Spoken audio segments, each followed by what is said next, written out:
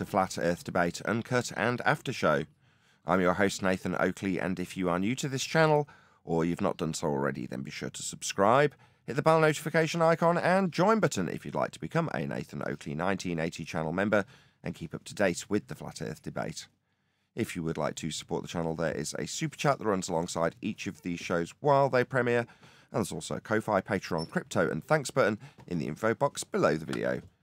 Speaking of Patreons, I'm going to do a quick shout out to all of you who do support me on Patreon. So, a massive shout of thanks and appreciation to, first and foremost, new Patreon, Thomas van der Zander, Cannabear, Gary Hughes, Measured Flat, Chris Wouters, Mr. Amish, Sensual Goat, Mitch Kennedy, Rod, Torswazzle, Jason Hornsby, Christoph Fournier, Flat Earth Travolta, JMels24, Unamento, M, Iron26, Endless, Golden McKinnon, Retro Bill, Level Plain Poem, Michael Kahn, John Kays, Patrick Gunnels, Banter, Mel B. Styles, Hairy Blade, Mobile Max 777, Rob W., Del West Watson, Unbelievable Productions, Blue Ridge Ranger, Abraham Mohammed, Skeptic 936, Life is Short, Texas Mike, Chow Yun Cat, David Wayne Foster, and Dank.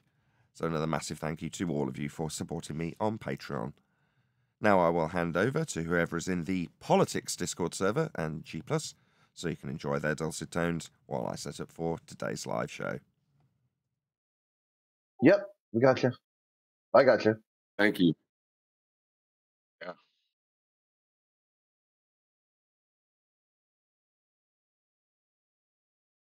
I probably just killed the conversation. All right. How you guys doing? No, we're good. We're just talking about I do a thing where I post a headline with a GIF, and a lot of times like I get wide variety of feedback from these, and I just started recently posting it to ChatGPT and have it give me its take on it. So today's news was astronauts are going to do a spacewalk today, swabbing the exterior of the ISS, looking for microorganisms, bacteria and whatnot. So my take was like, will the globalists watch that? Will they watch that thing happening? Will they care enough to even watch it? But ChatGPT, I paired it with a GIF of Richard Dawkins saying, this person's not really getting it. So the ChatGPT came up with, I talked to it previously about the book that one of the astronauts wrote about finding Jesus in space. And the ChatGPT gave me this really comprehensive answer about how Dawkins could use this as a coming to Jesus moment, about valuing life and and whatnot.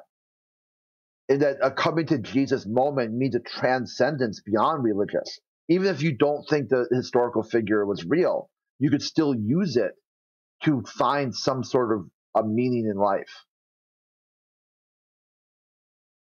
Right, because there's nothing that says you're important and there's a God like you're in a speck of a speck and specklessness.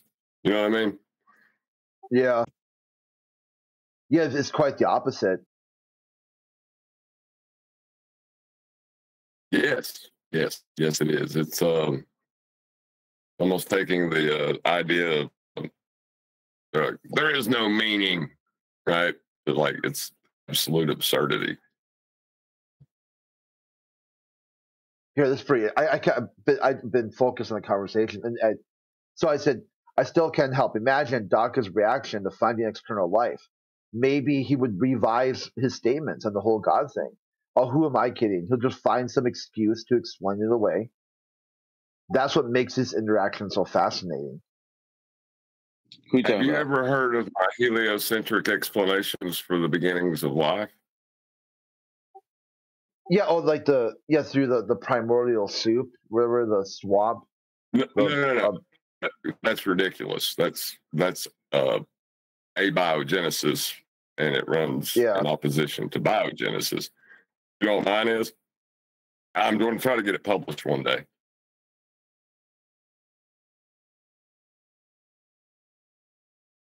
Well, I could just leave a pause instead of just telling you. Anyway, go ahead. Idea, molten. Oh, sorry. No, I was gonna say, go ahead. What you got? Oh, the idea that there's a molten iron core, right? and that it had to be reinvigorated by Thea crashing into Earth and creating the moon, right? They tied those two stories in together. So why not put life on Thea, right? And Thea come from some other place. You know, we're kicking the can down the road. You see what I'm saying? And the conditions in that other place was conducive to creating life. What Earth has is conditions conducive to the proliferation of life, not the creation of it. Yeah, yeah, good. That's a good take. I like it because it gives the globalists some other line of thinking to go down. Hey, Where did Thea come from? Was it supernaturally made? Is that the process God did? Made this, made that, combined the two, boom. hey, have any of you guys ever heard of Dr. Lee Strobel? Is that APOC? Yeah, what's up? That sounds it's pretty familiar. quiet on my end. I'm sorry. Does it? I can't. I didn't really hear APOC. Is it just quiet on my side, or is it? Oh, my bad. Am I quiet? No, Check, you're good check. now. Yeah. Okay. Okay. I think maybe I bumped my sound or something, but yeah, you're okay. Go ahead. I asked, have any of you guys ever heard who Dr. Lee Strobel is? Yes, I heard of him. Yes. All right, so he has not, a really, really. I want to know. He has a he has a really, really good like documentary or whatever, and it's called A Case for a Creator. If you haven't seen that, I implore you to go watch it. It's amazing. I literally saw him at the Biola University over in La Mirada, California, and he gave a lecture at the university. And this was right when he created that video, and this had to be like in the early 2000s. But that He video also had is the called Case for Christ. Yeah, Case for Christ. Awesome. Dude, he was, just give you a background, he was a full-blown atheist, right? But he got married to a woman who was a Christian, and he set out to prove her wrong, and then he became a Christian because of it. Oh my God, beautiful story. Check it out. I implore you guys, everybody, to listen to that, bro. Dr. Lee Strobel, that dude, a great video. It's called Case for a Creator. And the Case for Christ is also awesome, by the way, Neil. It's awesome. Neil, you sounded a bit aggressive with that, knowing who he is, sir. Yeah, I'm sorry. I read both books. They're awesome. Yeah, they're really good. Well, I speak with a conviction because, trust me, like those two videos or documentaries, or if you will, like spoke volumes, bro. Like he goes, because he's all about like the science, like the deep rooted, like, he goes into like the archaeology of it. Like dude, just, I don't even know how to explain it. Just check it out. The only problem is he's a heliocentrist. Archaeology isn't science. Archaeology isn't science. At best, it could be an observational study. It's not science. Yeah, no, I know, I know, but he does go into the science of things, like on other avenues. Just check out the video; you'll see what I'm saying. He goes into the biology and stuff. You're probably using science as in actual knowledge, and there are other ways than the scientific method to come to knowledge. I think we all agree on that. But when we're in the context of a field of study, to call it science, like it just immediately my teeth grind. You know what I mean? Yeah. I hear you. But just all I can say is just check out the video, bro. You'll see what I mean when you see it. You'll see what I think. He did a great job in that video. He's actually the thing I don't get. Sorry, go ahead. I stepped all over the middle of your sentence, man. This is my last day for a while, so I'm all excited and depressed and oh wait, why? Happy. What do you mean? What do you mean? You know what I mean? What's going on? What do you mean? Why is he your last day? What do you mean? I'm going to work. I finally got back to work after. It's been a rough couple of years because, like, when I found out the Earth was flat, or when I realized it, I kind of went and told everybody at my job and was real excited about it and was like wanting to talk to everyone. I thought everybody wanted to know, you know what I mean?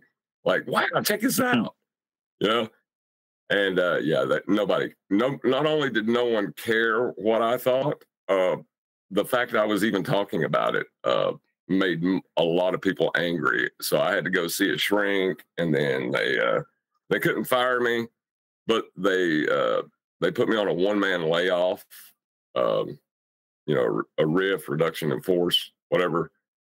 And it's been like 4 years of picking up smaller contracts here and there but that I finally have, I think, something that can turn into something long term again, and it's a weight off my shoulders, but I won't be around. I'm sorry to hear that. Discrimination lawsuit right there. Right? Indirectly, yeah. It kind of sounds like that. Discriminating on your beliefs? No. Right, that's why, no. They couldn't fire me for it. That's why they give me the RIF. Yeah. Well, I'm sorry to hear that, but I mean, at least you found something that, is looking promising. Sorry to hear that you have to go away for a little bit for that, but yeah, sorry. Yeah, I have to go 7 hours west of my home. And so I'm not uprooting my family until, I know that, you know what I mean? It'd be crazy. Yeah. Say, oh, look, I got a new job. Why don't y'all kids pack up and go somewhere you've never been, and we'll all enroll you in school, and you can just forget about everything, So I'll be away from them Yeah. too. There ain't nothing good coming up, but I am excited. I don't know. Not having a job and being a father is not an easy thing to do. That's for sure. I will say this. I forgot what I was going to say when you interrupted me. I forgot what I was going to say. It's okay, though. Oh, we were talking about Sobel and his and the way people use the word science, if that helps you get back to what you're talking about. Probably not. It's okay, though. Just in your time away, check it out. Check out that video. I'm glad that Neil's seen it, both of them, by the way, because he has the Case for Creator and a Case for Christ, which came later. Case for Creator was the first one. It was awesome. It's awesome. Matter of fact, I think he even changed it. He added some things and took some other things away, but the original DVD that he had way back then, dude, amazing. He had these all the people with the credentials, right? All their top, he pulled these top people of their fields, respected fields, and he goes deep into it, especially on the Case for a Creator one, and his backdrop story though. Is he like Farmer Racer getting into citation kind of thing, like that deep? He's a pseudo QE. Pseudo QE. Yeah, QE's probably the best at citation I've ever met.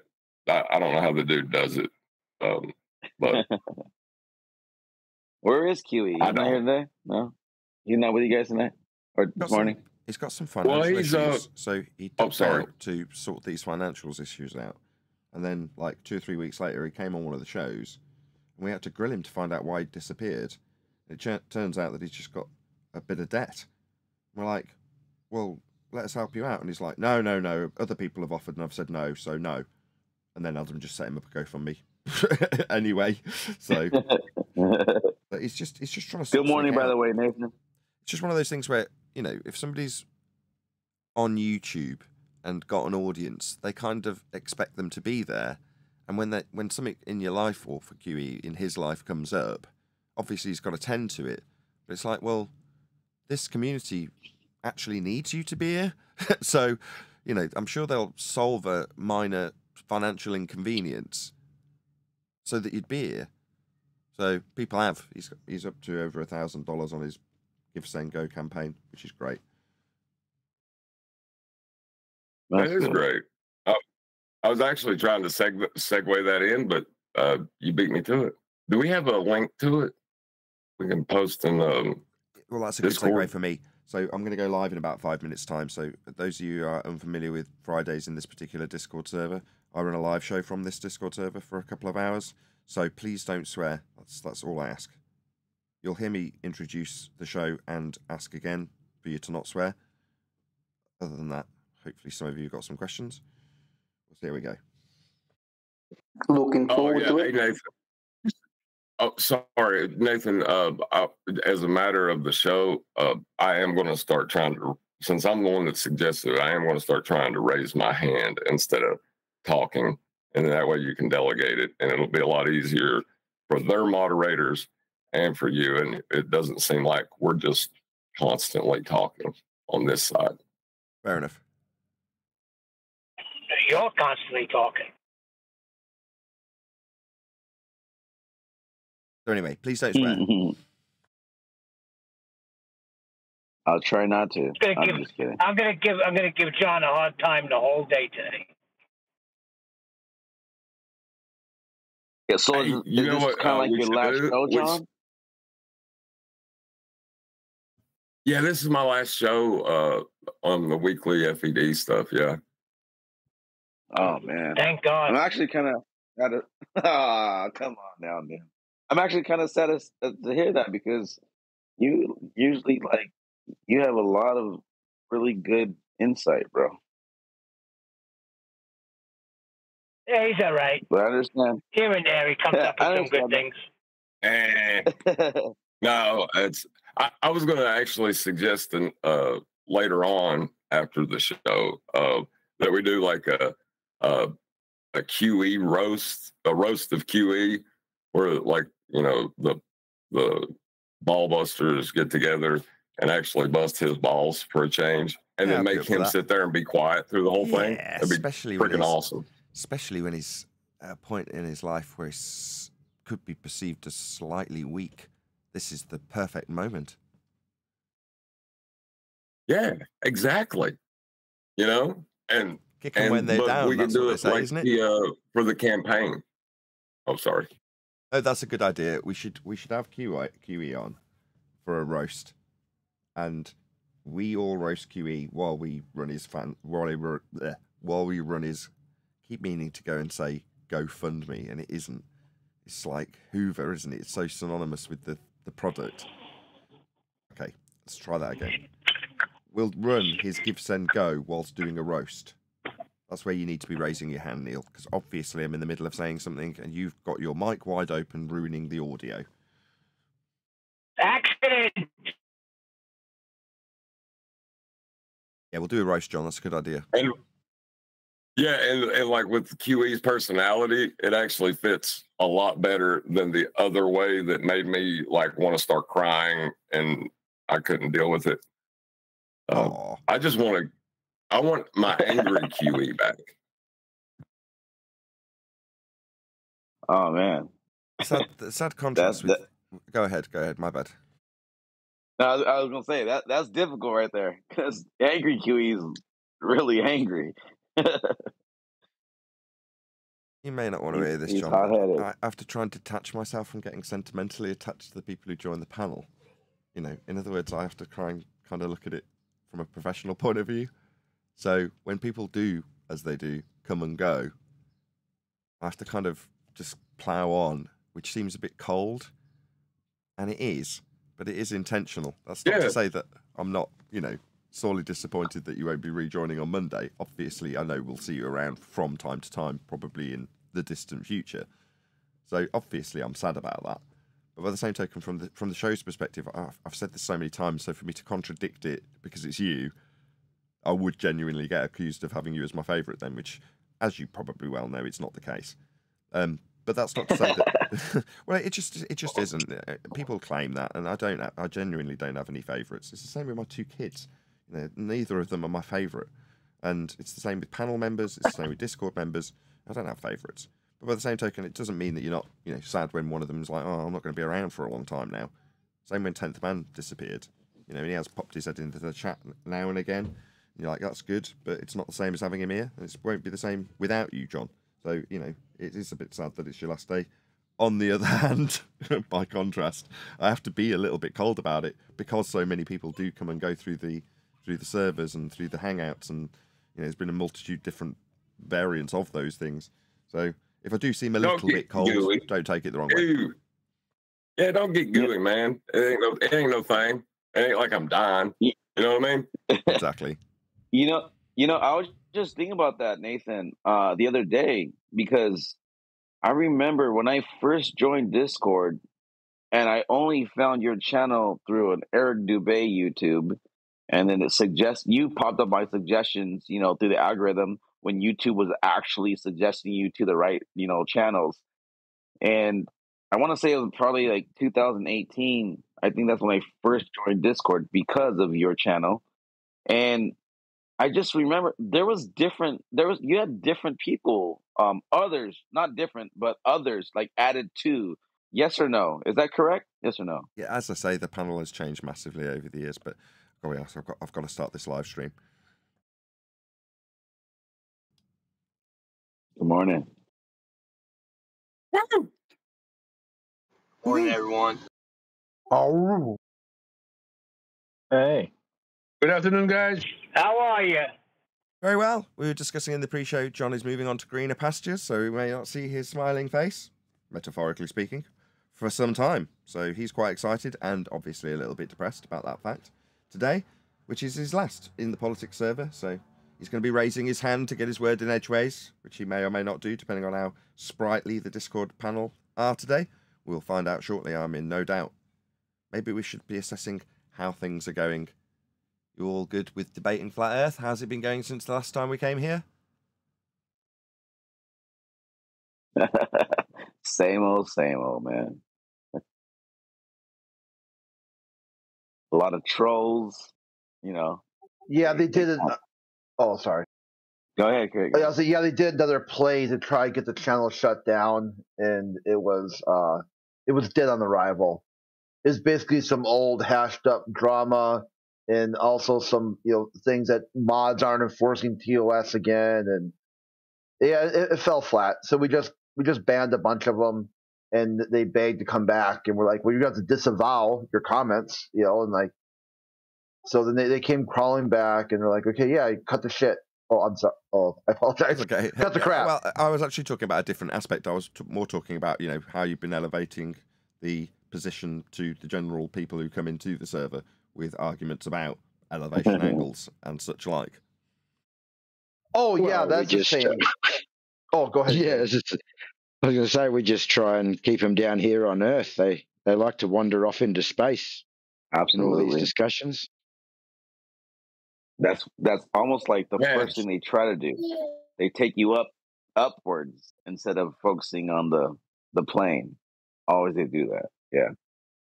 But remember, and it's always kind of funny to think about. Up is with reference to a horizontal plane, so it doesn't matter how high you go up. It's still with reference to the horizontal plane. Exactly. They can't take you up on a ball. I was literally talking about that this morning about 4 hours ago. So it's 6 a.m. right now for me. So 4 hours ago, I was on another server. I literally mentioned you, Nathan. I was like, it's funny because Nathan Oakley, he likes to point out that everything like the ISS, the planets, all this stuff, we have distances to them, but they're based upon Earth. How about that? Yeah, same goes for orbital motion. You'll need a flat Earth to put orbital motion into effect. So Earth is measured flat for the assertion of a globe in orbital motion. Well, Danny Faulkner wouldn't admit that. I've been editing that, actually. It's not normally something I'd discuss. Just do a quick shout out to Pin Puncher. Thank you very much for the super chat. He says, Happy Friday. Cheers to Nathan and crew. Well, and crew today is the Discord politics server. Hopefully one of the mods in the YouTube live stream chat will just drop a quick link to the politics YouTube 24/7 Flat Earth section of this particular Discord that we're in today, so people can actually join it. I'm sure I've praised it many times in the past, but it's a very good server. We have a good laugh when we come here on a Friday, and the audience love it. Yeah, good times. Good times. Well, we just want the argument to progress. We want people to be pushing the right arguments, rather than this is how the globe doesn't work, which is what we've had for 10 years. More preferable is to move forward on the front foot and say, this is how Earth is flat. Right. And about that, I was actually thinking about Danny Faulkner and the conversation I had with him. And do you remember when he said that we don't have to take measurements to know a shape? We can just look at something. That's paraphrasing. You remember that? Yeah, I've been editing it. Absolutely. What is the first thing? Hold on. As a statement of fact, what is the first thing that Nathan said before it was measured, before it was navigated? It was what? Obviously and observably flat. Yeah. And Danny Faulkner appealed to that. And I missed it. Wow. Big spender Jardo has just dropped $50 into my super chat. Says this super chat is to thank John on his contribution over the years. Amazing effort whilst trying to raise kids. A fellow electrical engineer, instrument tech. I wish him well in the future, even though he's called me retarded once. Best wishes. Thank you very much indeed for the super chat. You got to send that to John. Sounds like that was for John. Maybe I'll have to give him another contribution. No, is that what you mean, great. Dardo? You actually want that to be contributed directly to John? That's a pain in the ass, but if that's what you want, let me know. No. Do not do that. That was for you, man.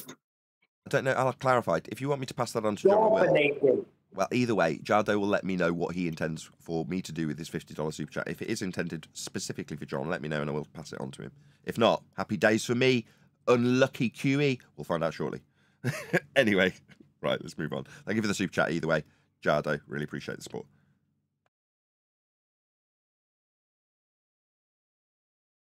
But yeah, so you guys are generally arguing that more. As I say, what is it, a couple of months ago when we first started coming in here, there was a notion that this would be turned into a pretty much globe-dominated server and there'd be no discussion of flat Earth because it would be so heliocentric in nature. That obviously hasn't happened. No, they come in and get spanked as usual.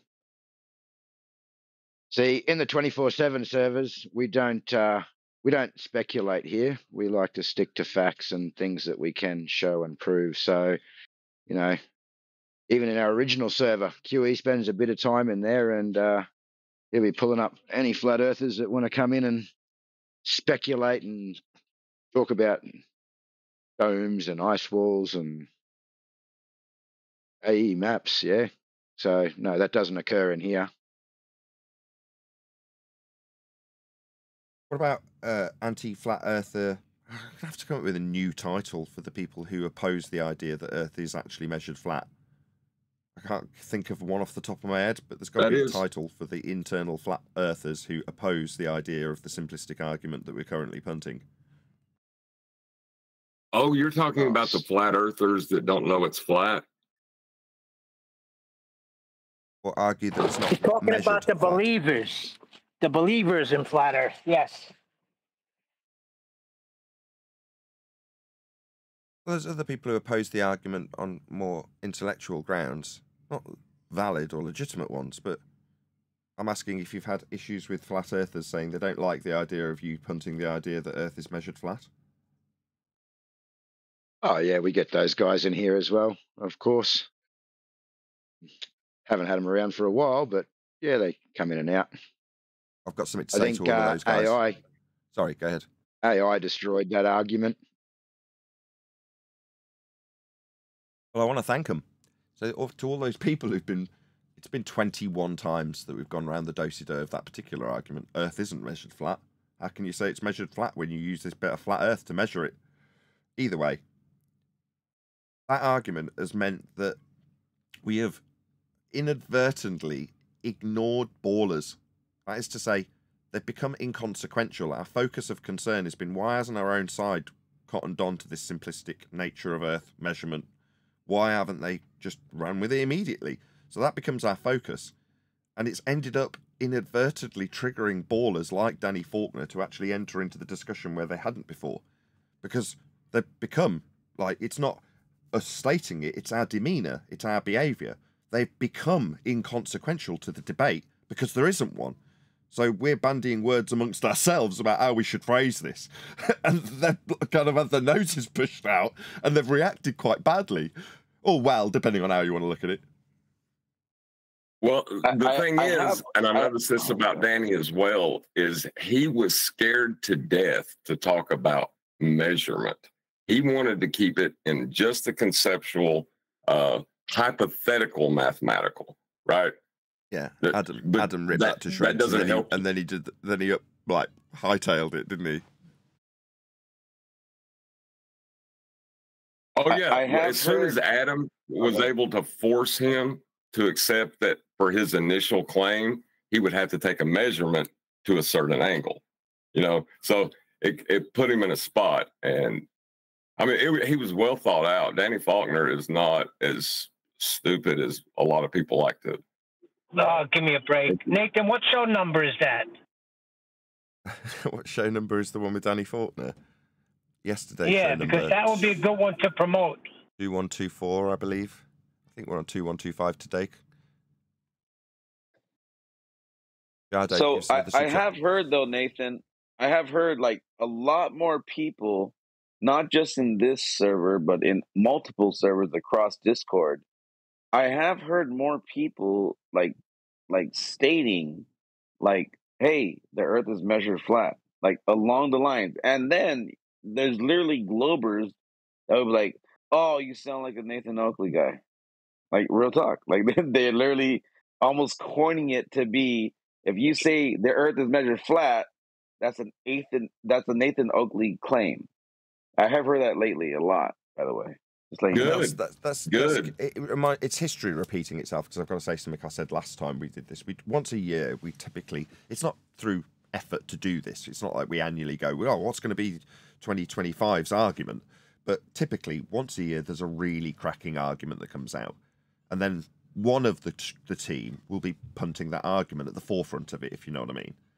And whenever anybody repeats the argument, which is inevitably going to be a good, solid argument, they pin it on the person that's originated the argument. So that's just a quantum eraser argument. That's just a Nathan Oakley argument. That's just a Brian's logic argument. That's just a 10th man argument. You know what I mean? You get that? Yeah. And obviously, as a YouTuber, that's great. With my YouTube hat on, I go, great. So you're acknowledging that this is my argument. Hopefully people find their way to me as a result. But when I take the YouTube hat off and put the Flat Earth hat back on, it's terrible. No, it's not my argument if you're arguing it. Yeah? Now, this is a double-edged sword for credit. Obviously, I'm defining that with two different hats. But in terms of you personally, if you're listening to this, or whoever I'm talking to now, who is it? APOC I was talking to. Yeah. If it was you making the argument, it's your argument then. Yeah? Me, I'm lazy and I don't like even citing things because I can't be bothered to go and get them. But everything that comes out of my mouth is my argument. And you have to know that. You have to take ownership of not only your wins, but obviously your losses as well. But in loss, you can't blame the originator of the argument if you don't understand it. And in victory, it's your victory if you've punted the argument successfully. Go ahead, John and Neil. Whichever one you Just a test. That was just a test, and you failed.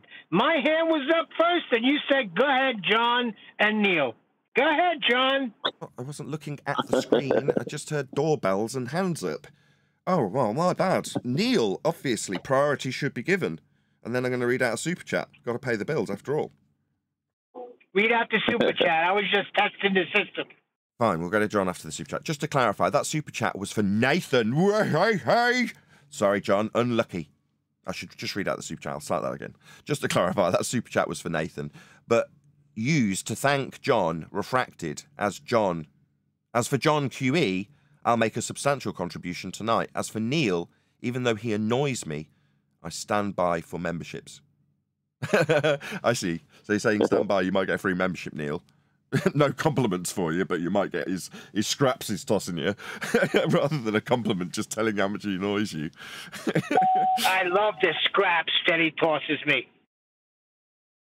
Me too. They pay my mortgage, and as do the super chats that you've just given me. Really appreciate it. Thank you very much. The John was the other John. I got you. That's why Refracted Curvature was quick to step in and say, no, he means it's for you.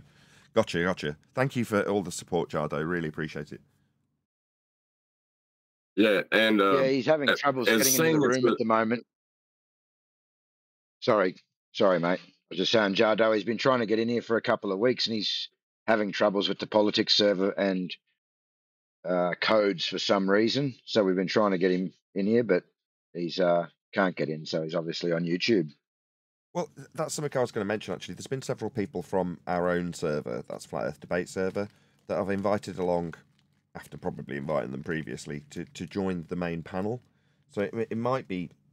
this is kind of as a result of you suggesting that you're going to be toddling along to greener pastures, John. But obviously I've then gone, oh, okay, well, it might be an idea to increase the numbers in the Master B Skype back office, whatever you want to call it, so that there's different people who have started joining. And there has been a few people that have, gone, oh, right, okay, I'm now in this group. I will join on the main panel. So you might see a slight change to the show. It's not ultimately going to be any different. But there might be some seemingly new faces. They're not, because they're people that have been specifically invited. Go ahead, John. I just wanted to speak to the Nathan Oakley argument thing. Saying the Earth is measured flat is not contentious. It is not an argument. They will tell you it is measured flat. I mean, unless they're talking to a flat earther, I guess. Then they're standard, then they go into nut job mode. But it is part of their rhetoric. They should not be arguing with that. Earth is measured flat. They I don't know why they would argue with that. Maybe the flat earthers trying to argue it has just got them confused, because it's so biggie, it's flatty. Remember? What is it, a local plane? Yeah, they measure it flat too. I was going to say, since doing this debate, there's been many times that Globers have told us about how they measure it flat and then just move on very quickly, hoping that you won't notice, which we didn't, to justifying why it wouldn't need to be ball-shaped in those circumstances when they're measuring it flat. But since 2024, basically, we've had maybe 2 or 3 examples on Flat Earth Debate, as in the YouTube show, going out live or otherwise, where somebody has done it during the time that we're punting this rhetoric, that is to say, move on the front forward, tell people Earth's measured flat, because it is, as John has just said, it's not contentious. Not only is it not contentious, they measure it flat too, and then justify why it wouldn't need to be ball-shaped. So my question is, has there been any examples that you guys have experienced in the politics server where your Globe Earth opponent has told you that they've measured it flat?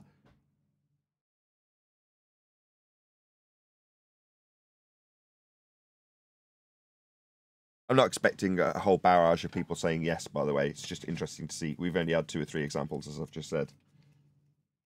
It will happen. Yeah? Once you get to grips with the argument and how it actually works, wow, Apocryphon's dropping big dollar on me. I better shout that out before I do anything else. Wow, Apocryphon, you're here in the panel. Thank you. 100 for you and 100 for John. I will miss him, his insight, wisdom, and thank you, Nathan, for all that you have done for truth. Blessings to you both. Wow, thank you very much indeed. Really appreciate the support. For sure. No, for sure, brother. Thank you. It's been a long time coming, but for sure, man. Thank you. Nobody has ever measured the Earth flat. Here we go. It's true. Do you have a non-question begging argument? Do you have a non-question begging argument for the flat Earth? Okay, first, if we're going to do this, can you back off your mic a couple of inches just so you're not distorted, so you sound at your best? Great. Yeah, but this has been taken up before. You dealt with this before, Nathan. Everyone else be quiet, please. Okay, if we're going to do you know what a question begging argument is? you made a statement that I'm going to challenge. Is rise over run a question begging argument? When you use rise over run, you're begging the question, Brenda? No, when you assume that the ground is flat and that you're measuring it flat, that begs the question.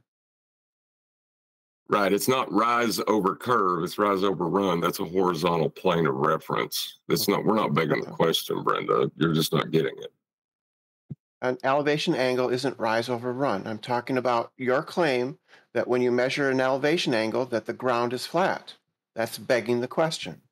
No, Brenda, sweetie, I'm trying to tell you that rise over run is one example of measuring Earth flat. I didn't exactly state the elevation angle, but so that the rise over run, that one's flat. It's just that elevation angle isn't, right? I don't know what you mean by rise over run. We measure the curvature. It's 8 inches per mile squared. Not in rise over run, it's not. That is just a horizontal plane. I don't know. You're wrong. Don't know what you're talking about there. I don't know that argument. It's height, Brenda. Do you not know what height is? Height is a change in the distance, right, the elevation, altitude.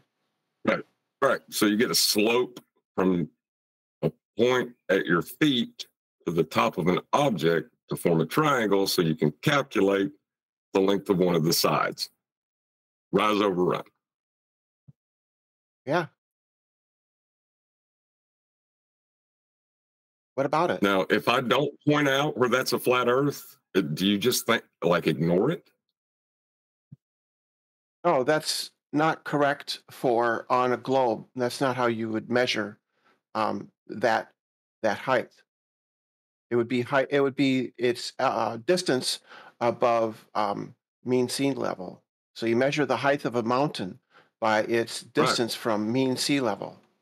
Welcome to Flat Earth. The horizontal plane of reference, yes. Yeah. Oh, sorry. Go get her. No. Mean sea level is based on WGS, the spheroid. It's not based on a flat Earth. It's based on a spheroid. Level. Sea level.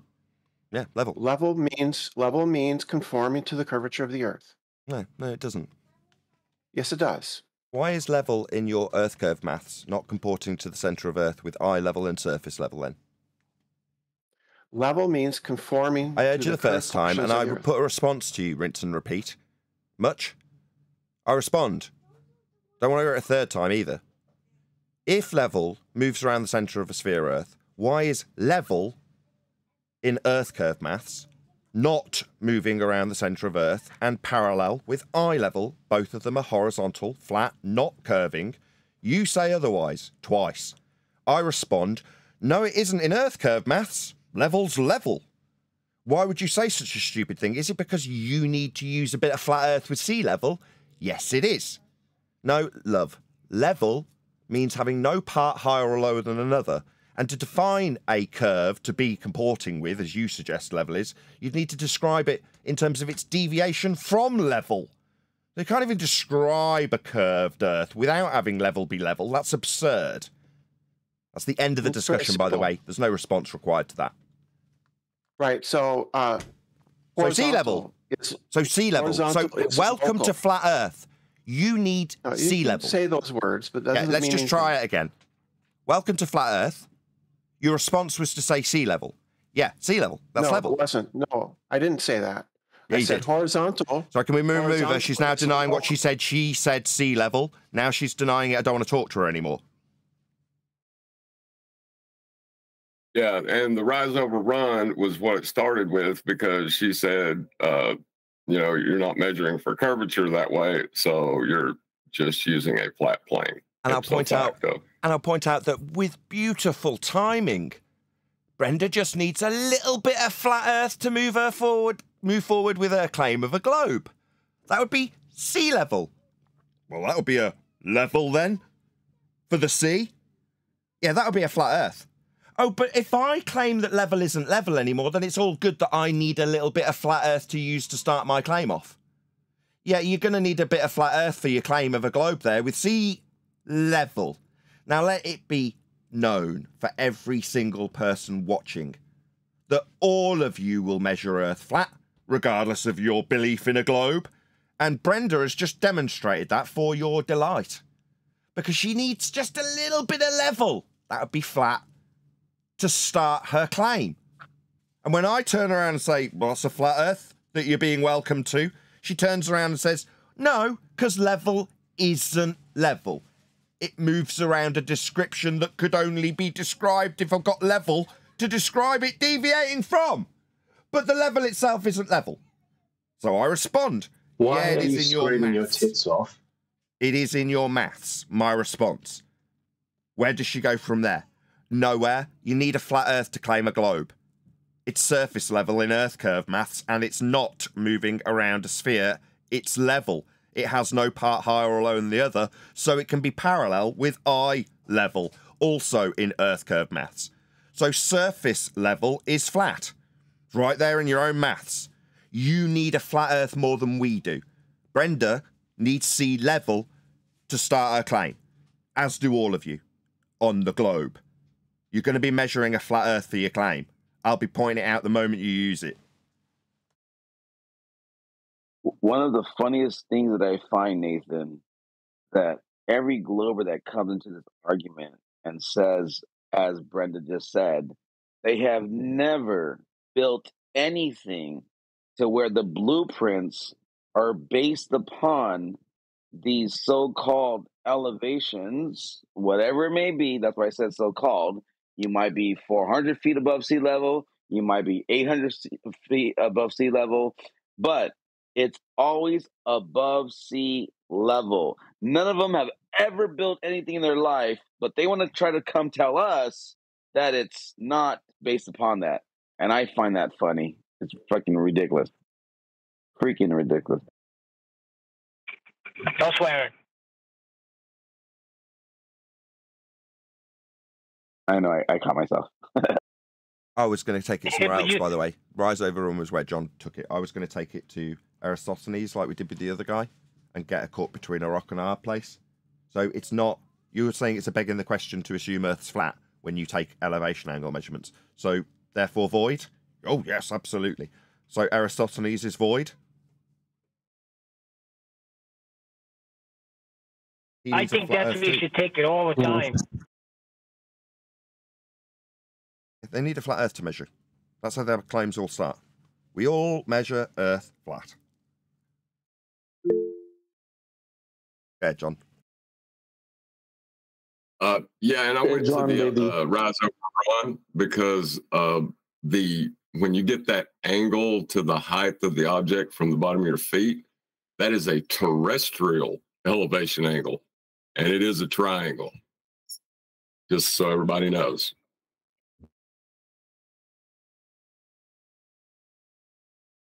Not only that, a lot of globers are trying to trick everybody up and say, well, we don't need the surface of the Earth to create that angle. We could just use the vertical. But what they don't understand, or they're not telling their audience, is that even if you establish a plumb bob to get your vertical, you're still basing upon a 90-degree angle, which creates the baseline to begin with. These guys, they have so many tactics, it's funny. But they're not builders. They're not even in the industry of building it. And it's funny to me because I am, so I could just laugh at them. Me too. It's still referencing Earth. They could use all the plumb bobs they want. Still a reference to flat Earth. Right, a few shout-outs. Jardo just gifted a whole load of membership, so welcome to Andy, Christian, Slow-Mo Moonbuggy, Porn Idol 1, Paul Snell, Daz Studio, MF2, I think, is that Jason? I think I recognise the thumbnail. Let me know from the chat, MF2. Click OK, got a membership. Hey! Uncommon Sense and Larry Silverstein's insurance policy. Brilliant. Richard Brown, and there's one other, if the chat would slow down, OBE Lines, another friend of the show. Brilliant. Well, you've all got free memberships. Say a big thank you to Jardo. Wait, I missed it. And did you say Jensen Flatfoot got a free membership? Possibly. Did I? Oh, he's my biggest fan. Maybe, I don't think so. I'll have to have a look. Jason Dean, thank you for the super chat. A circle inside a circle is not level. What? A circle inside a circle is not level? What does that mean? He's talking about having a equidistant circumference to a smaller circle that is not level. Has Flat Out Truth got a channel? Flat Out Truth just joined as a penguin, as a member. I've recognised that name. I'm pretty sure you. Let me know from the chat. Have you got a channel? If so, I'll shout it out. Anyway, right, let's get back to the Discord server. Sorry, I'm being really rude. I'm your guest here, and I'm shouting out all my super chats and talking to my show. Sorry, that's really rude. You're a total jerk. Well, is there anybody in there that wants to come out and give us some evidence of their sphere? Well, if nobody's going to talk, Go ahead. Humongous what? Hello. Yeah, I was saying if no one's going to talk, I was looking into chat and I saw this little diagram that Radwin posted, which is kind of flawed. The point is that you flatten the Earth and then bring the sun closer to the ground, and it acts the same way as if something's on a sphere. But the problem is that you can increase the height of the poles here, and that would change the angle of the shadow. However, on the surface of a sphere, no matter how tall those poles get, the angle of the shadow still remains consistent. Incorrect. You're wrong. Angle. No, you go, John. Yeah, that's just incorrect. There is no angle the shadow is creating on the surface of a sphere. If your baseline's the sphere, that is just a vertex. It is not an angle. Correct. What? I'm talking about the angle off of the peak of the pole, right?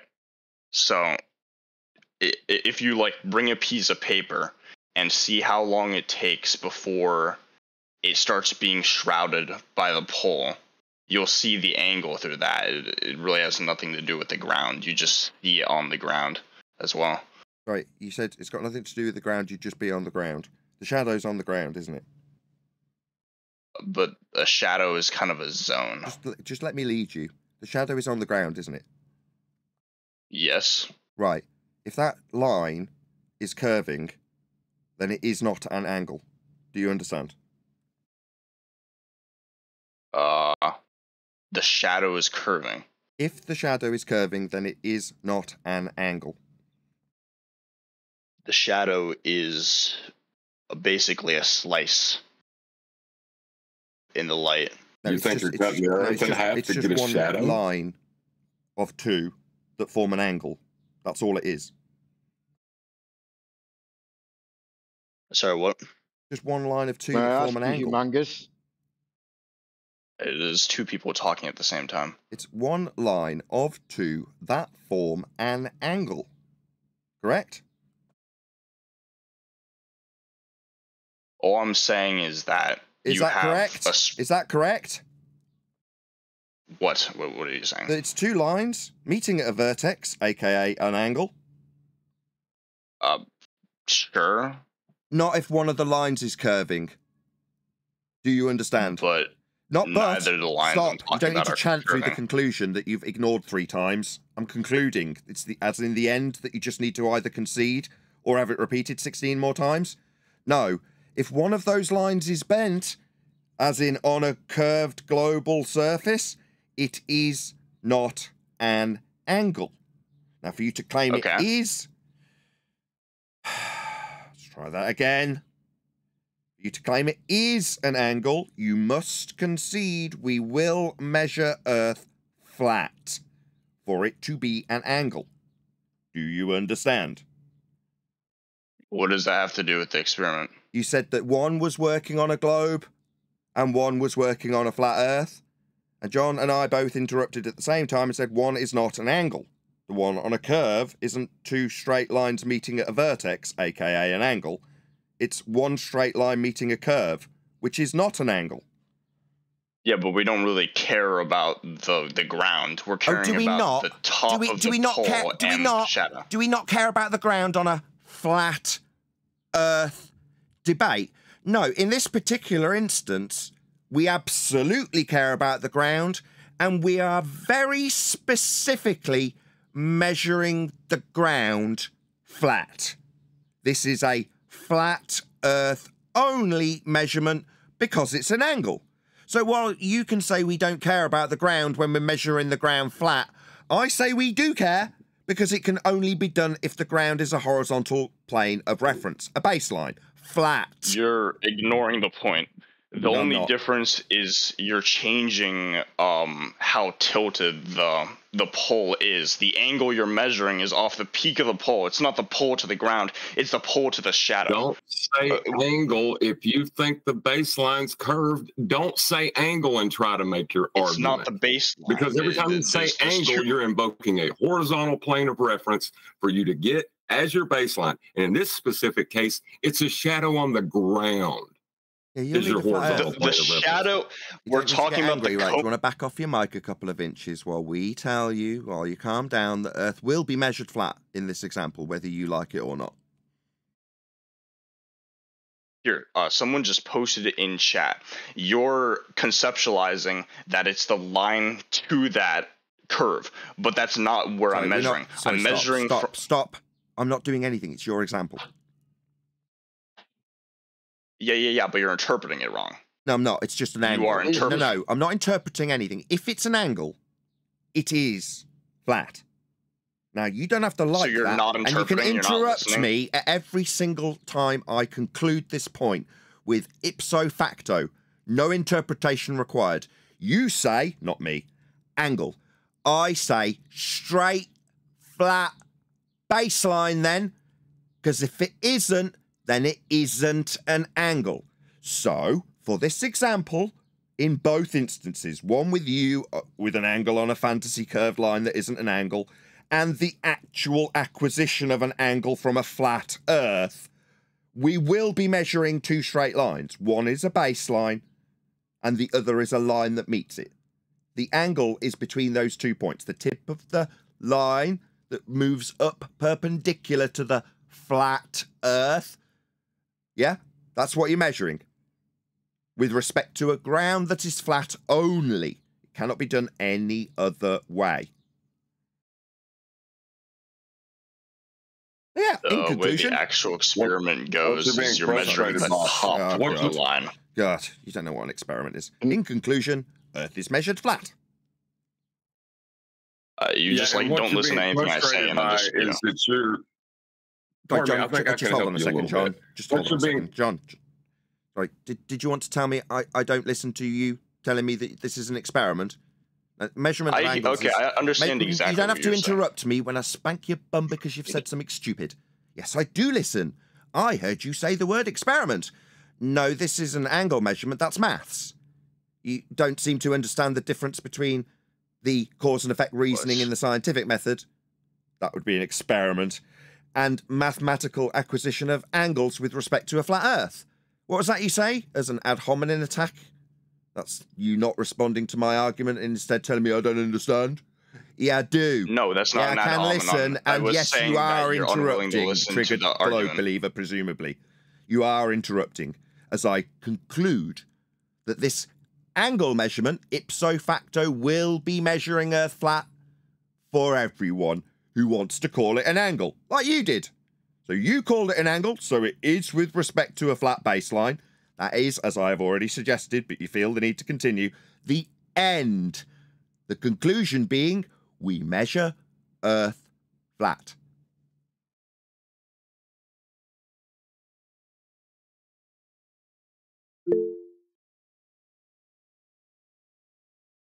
Go ahead, John.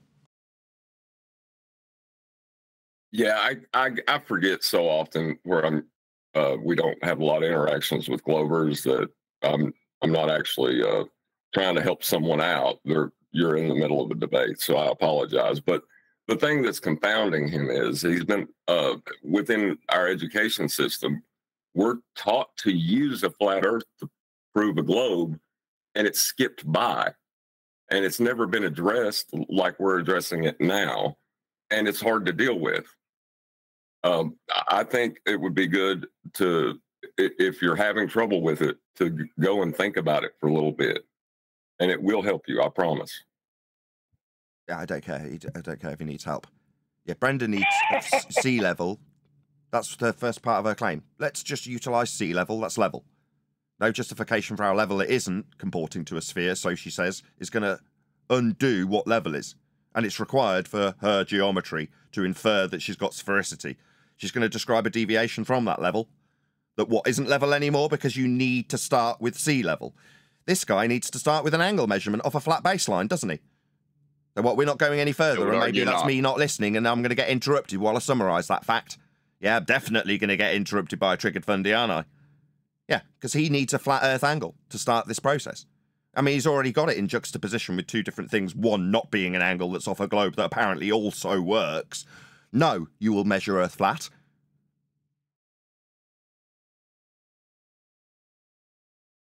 We all measure Earth flat. Globers included.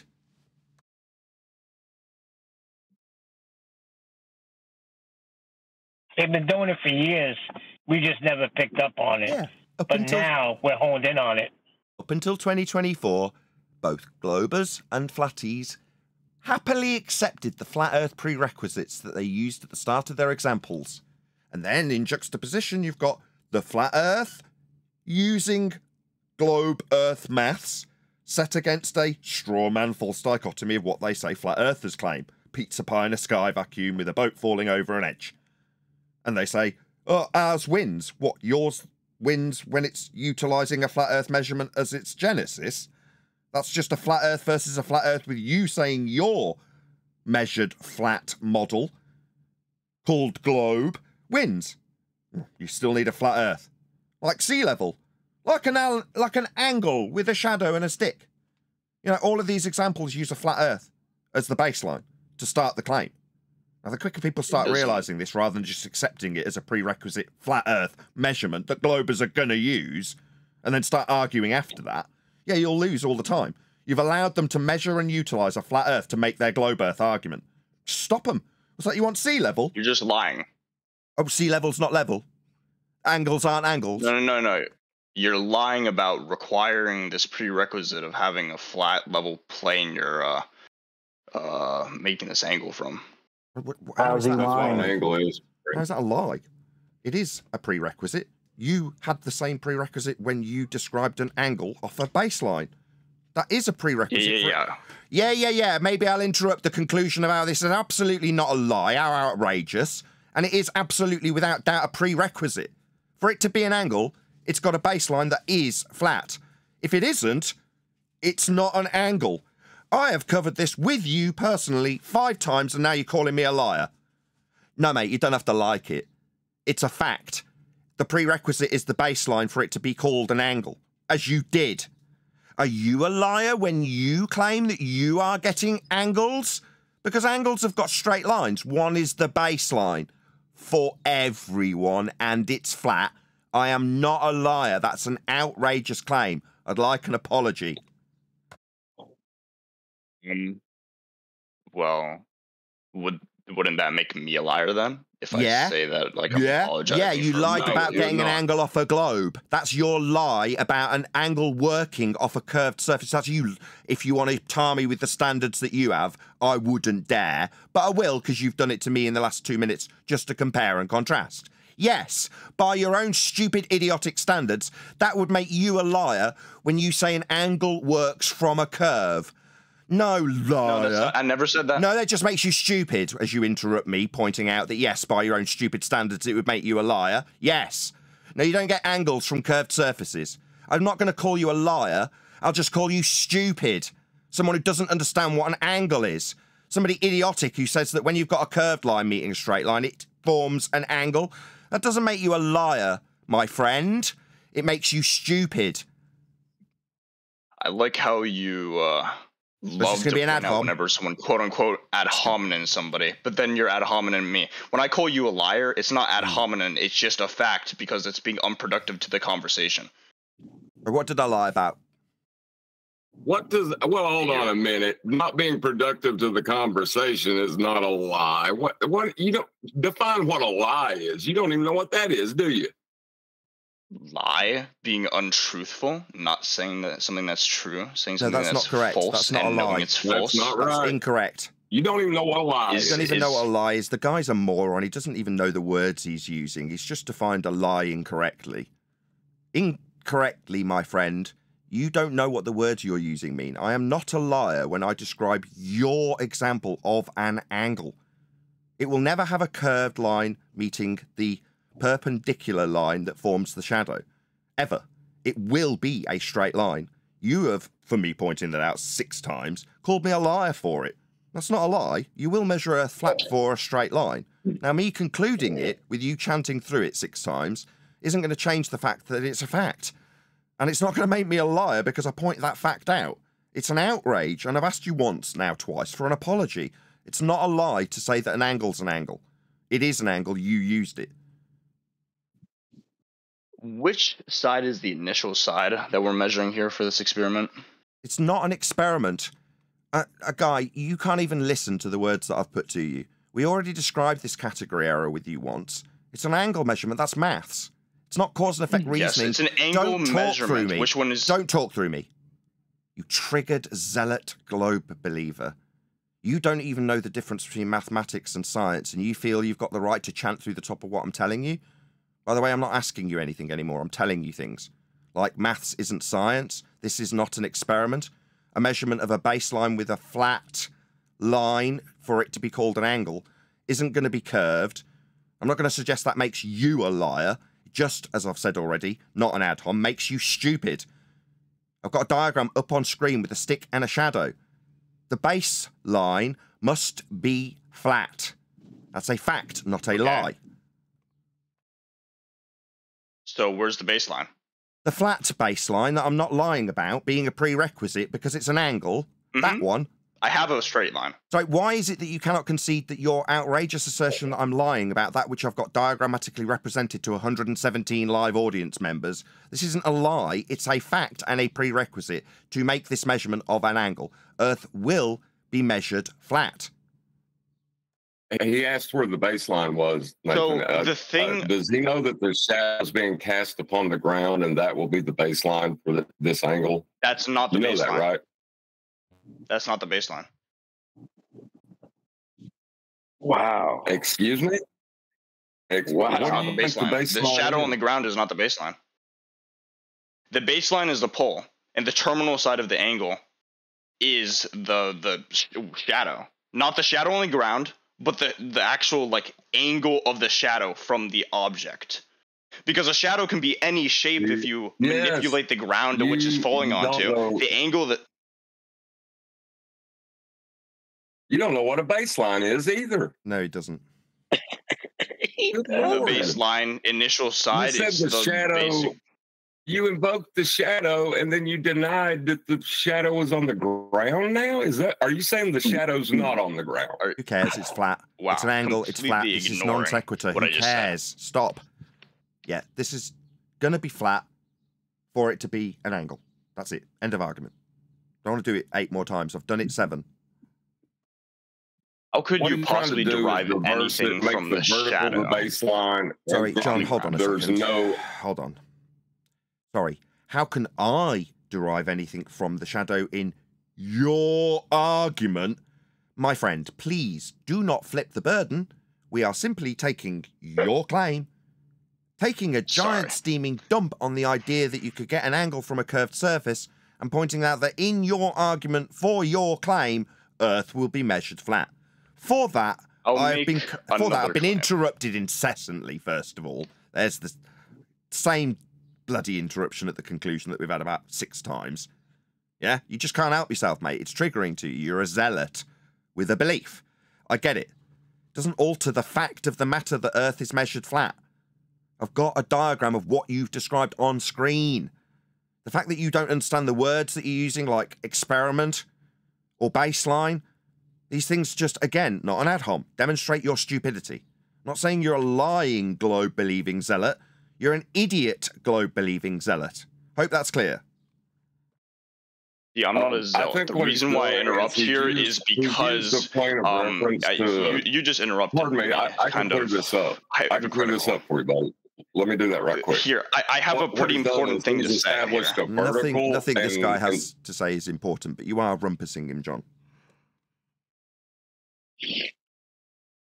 Okay, so as I was going to say, the reason why I interrupt, as it may be annoying, is because I'm trying to counter 1 point at a time. It's much more difficult to counter all, like, what, 5 things you said there at the same time, which I would each like to have an individual assessment of, but it's hard to do all that. Well, that was fascinating. What a wonderful rebuttal. Chow Yun Cat, thank you for the clown emoji super chat.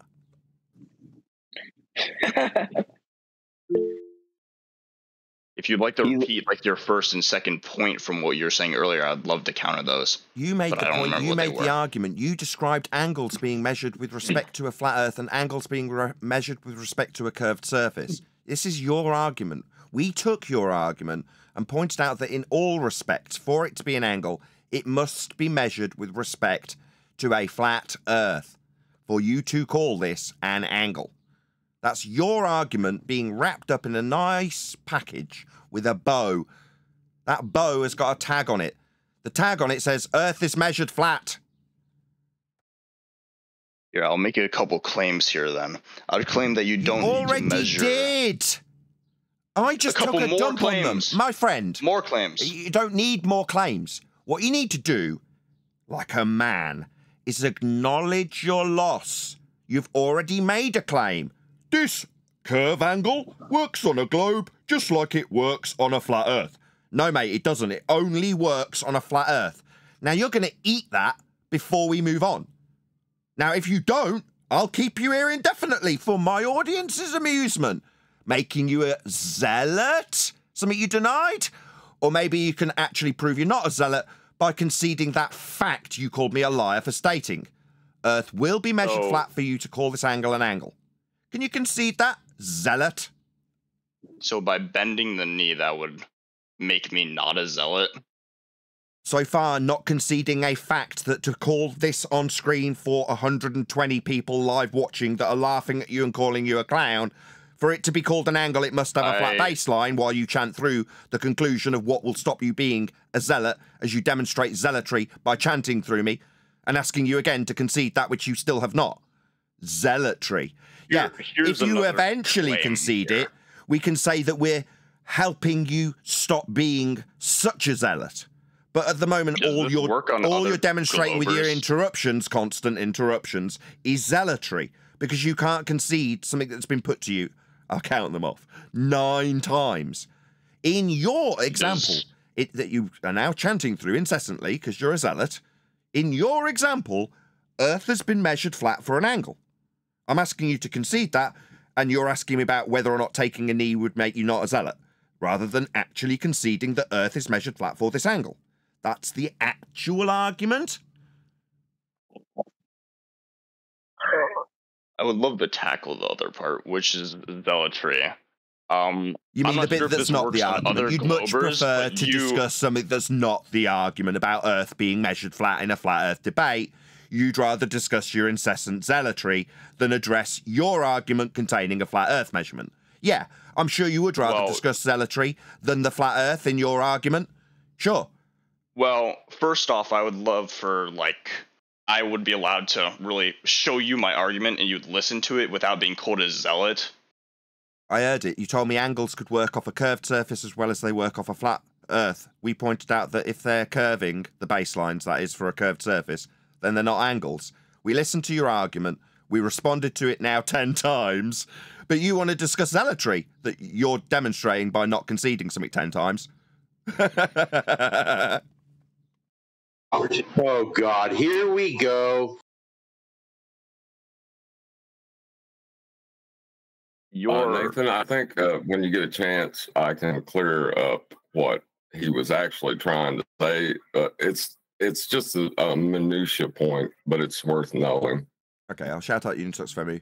Where is the object which is making shadow? Question mark. Thank you for the super chat. Go ahead, John. Yeah, he's trying to use the other other angle.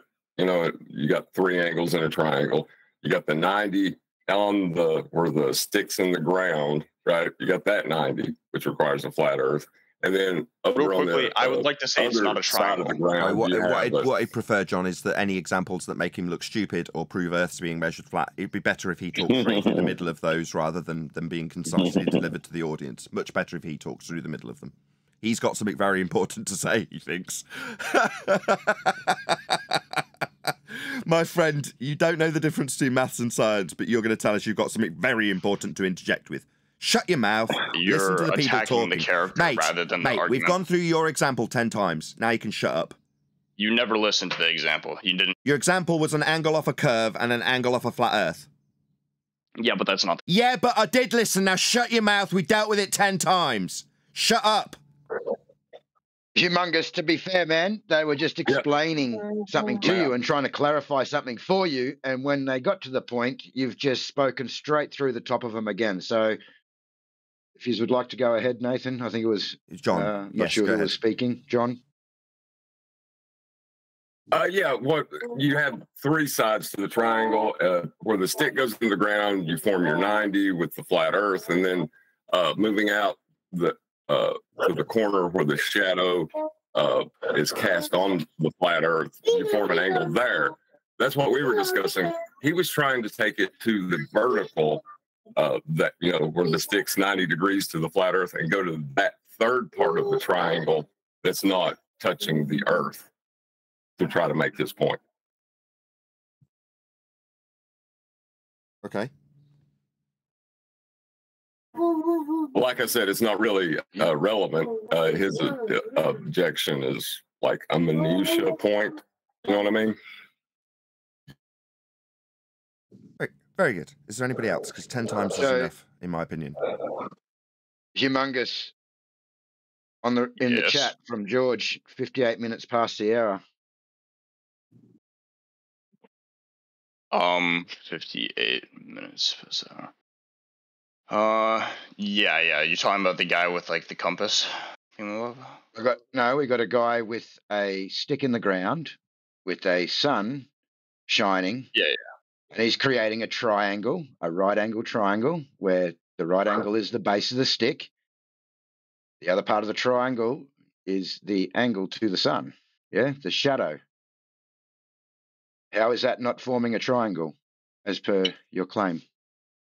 The reason why is the angle he's actually measuring here is the one where the sun first is interrupted by the pole. He's just using the ground because it's easier to measure it like that. In the case that he can realistically be up on the side of a mountain cliff and still be able to measure the shadow of the stick, even though there's no ground next to him, right? It's the shadow is all the way down the ground, probably 1,000 meters below him. He's measuring the vertex right at the tip of the stick. To what? The sun. The sun's and the rays stick, being just out of blocked. interest, sorry, the stick itself, we just ram that into the ground at any old direction, do we not? On the side of the mountain. We would like it to be upright. What, as in perpendicular? Sorry, stop. As in perpendicular to the plane of reference? As in to the point where it doesn't fall down. As in perpendicular to, as in perpendicular, as in perpendicular to the plane. I don't see how this has anything to do with anything. I mean, okay, so I can just shove it into the ground sideways, can I? The stick. No. Oh no, so it would need. So it would need. No. Yeah, I got your answer. I'm leading you. Yeah. So no, it would need to be what, perpendicular to the plane, like at 90 degrees to it, like vertical. This is where a tangent. This is where I don't get an answer because you're going to need a flat Earth for it, aren't you? Yes, you definitely will. So I'm not going to get an answer. I'm going to get a lot of chanting through the conclusion. So we're going to be perpendicular to the plane of reference, aren't we? It's going to be vertical, correct? Yeah. Yeah. So you're going to need a flat Earth for that. Yeah. Earth is measured flat.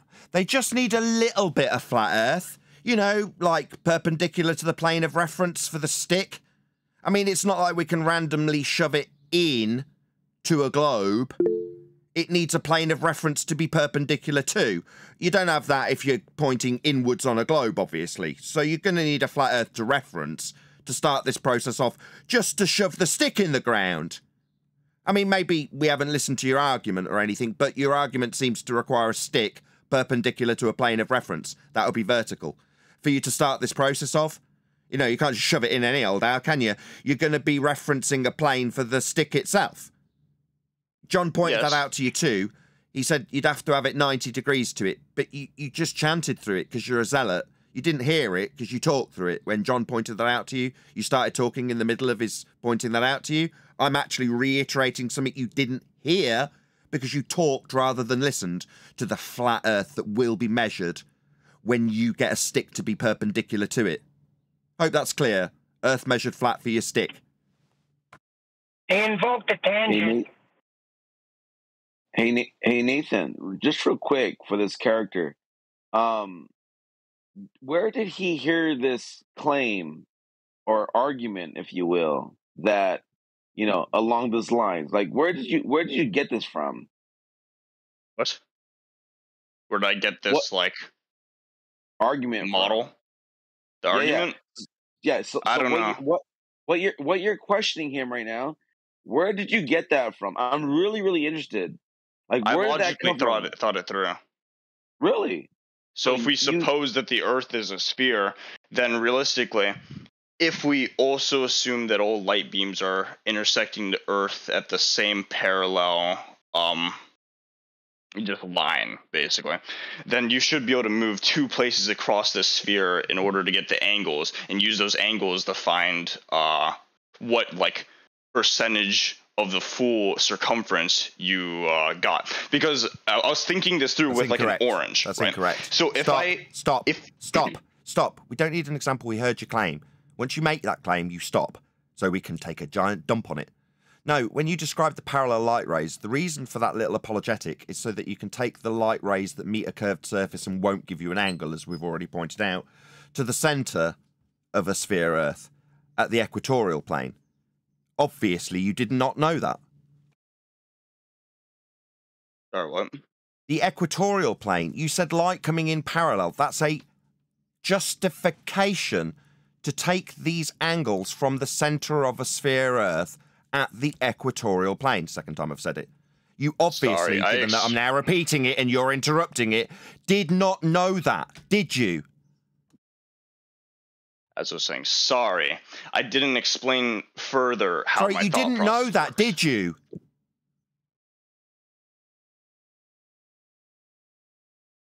Stony silence. Can I no, he explain? didn't. No, he doesn't know how this works. He knows that light comes in parallel, according to his rhetoric. Obviously doesn't know why. Why would you declare that light comes in? I do know. I can explain. You don't need to interrupt me, you dumbass. I know more about your stupid globe Earth belief than you do. Now, you might be shocked by that me, the Flat Earther, Nathan Oakley, knows more about your stupid religious belief than you do, and I'm prepared to call you out on every crap bit of belief you peddle here, and call you a zealot when you can't concede facts that you use in your claim, like angles off a plane.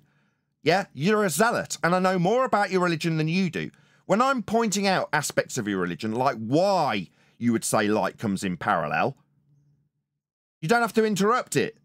It's because you're going to move something that does not give you an angle, that's a light ray meeting a curved surface, to the centre of the globe Earth, effectively making it redundant, because you're then using an angle off a plane. That plane being justified by the parallel light you claimed, that you didn't even know why you were claiming it. I'm pointing out why you were claiming it and what it is used for. To move that light ray to the centre of hell and use it as an angle. Shut up! As an angle off the equatorial plane. That is the third time I've said it. I also concluded with, obviously, now really obviously, you did not know that, did you? Closed question, third time's a charm. Anyway, as I was going to... Not anyway! You, zealot, who has no balls and isn't a man and cannot concede things, you did not know that, did you? Oh, so you're just omniscient now? I know you didn't know it because I've had to explain it 3 bloody times with you interrupting it. You said parallel light. Yeah. Why is it parallel? Exactly, pray tell. Wait. Why is it parallel? Tell me. Let me explain. You want to let me... Maybe you could eat your mic, really eat your mic, because then it won't be obvious that you're stupid. And now I'm saying it a 4th time. You did not know this, did you? I did. Why is the light parallel? Okay, so I'm going to walk you through my thought process here. I thought Tell us why it's parallel. Give it us in 1 sentence. Why is the light parallel? If you know why, tell us why. I understood that as the stick or pole or whatever you're using to measure the light increases in height, the angle of the shadow doesn't change at all. So thus you can infer that all the light rays are coming from the same exact parallel equatorial plane, as you would put it, or whatever. Yeah, the flat Earth that you'll actually use the angles with, that's a flat Earth. Equatorial plane. Yes, you'll need a flat baseline for these angles that don't work on the sphere surface. They work at the equatorial plane. A flat Earth that will work with the angles you measure. So, we'll be using a flat Earth then. Well, I already ruled out the flat. Sorry, stuttery man. Yes is the answer you're looking for. Yes, we'll use the flat equatorial plane. Yes is the word you're looking for. Can we not use ad hominems here? What? When I ask you to say yes? No, when you're calling... No is the answer to a question that only requires 1 answer given it is conceded. We will be using the equatorial plane. Yes, we will. Won't we? I would consider it unreasonable to... So why are we discussing what you consider to be reasonable when I'm seeking an acquisition of an affirmation of the equatorial plane we'll be using? Why would you be discussing anything other than the affirmative confirmation? Yes, we will be using the equatorial plane with the angles the stars give us, won't we? And Humongous, it's a yes or no answer. And no, Nathan wasn't speaking over you. You were silent for about 5 seconds because you just don't want to speak the truth, yeah? And you're trying to find a way around it. So it's a yes or no answer, or you'll go back on mute. We'll be using the equatorial plane, won't we? You will silence me. We will be using the equatorial plane. That's zealotry. Sorry, zealotry is not what I am doing. It is what you are doing and now projecting.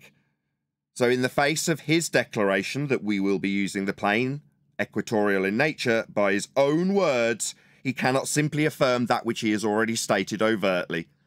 He has stated we're going to be using it with the equatorial plane. Yes, we will, won't we?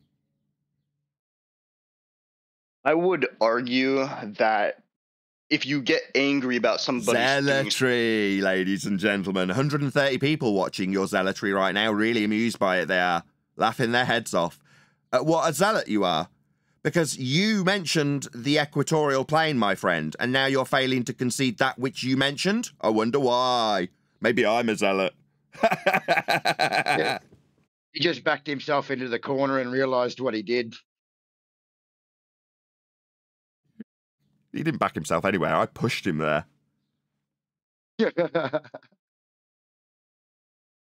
So we will be using... Yeah, we ain't asking questions. We ain't asking questions no more. We're telling you guys, it's flat. Yeah, he backed himself into a corner because he can't get anything off a curve. He's got to take it to the center of the Earth. Yeah, for the angles to work, the ones we measure on the surface, they work up the equatorial plane in hell. On a plane, a flat Earth that matches with the angles measured on the surface, a flat Earth, because that's what angles are. We covered this in the last discussion with him. He finally well, left. they should probably do what their authorities are doing right now is steering away from measurement.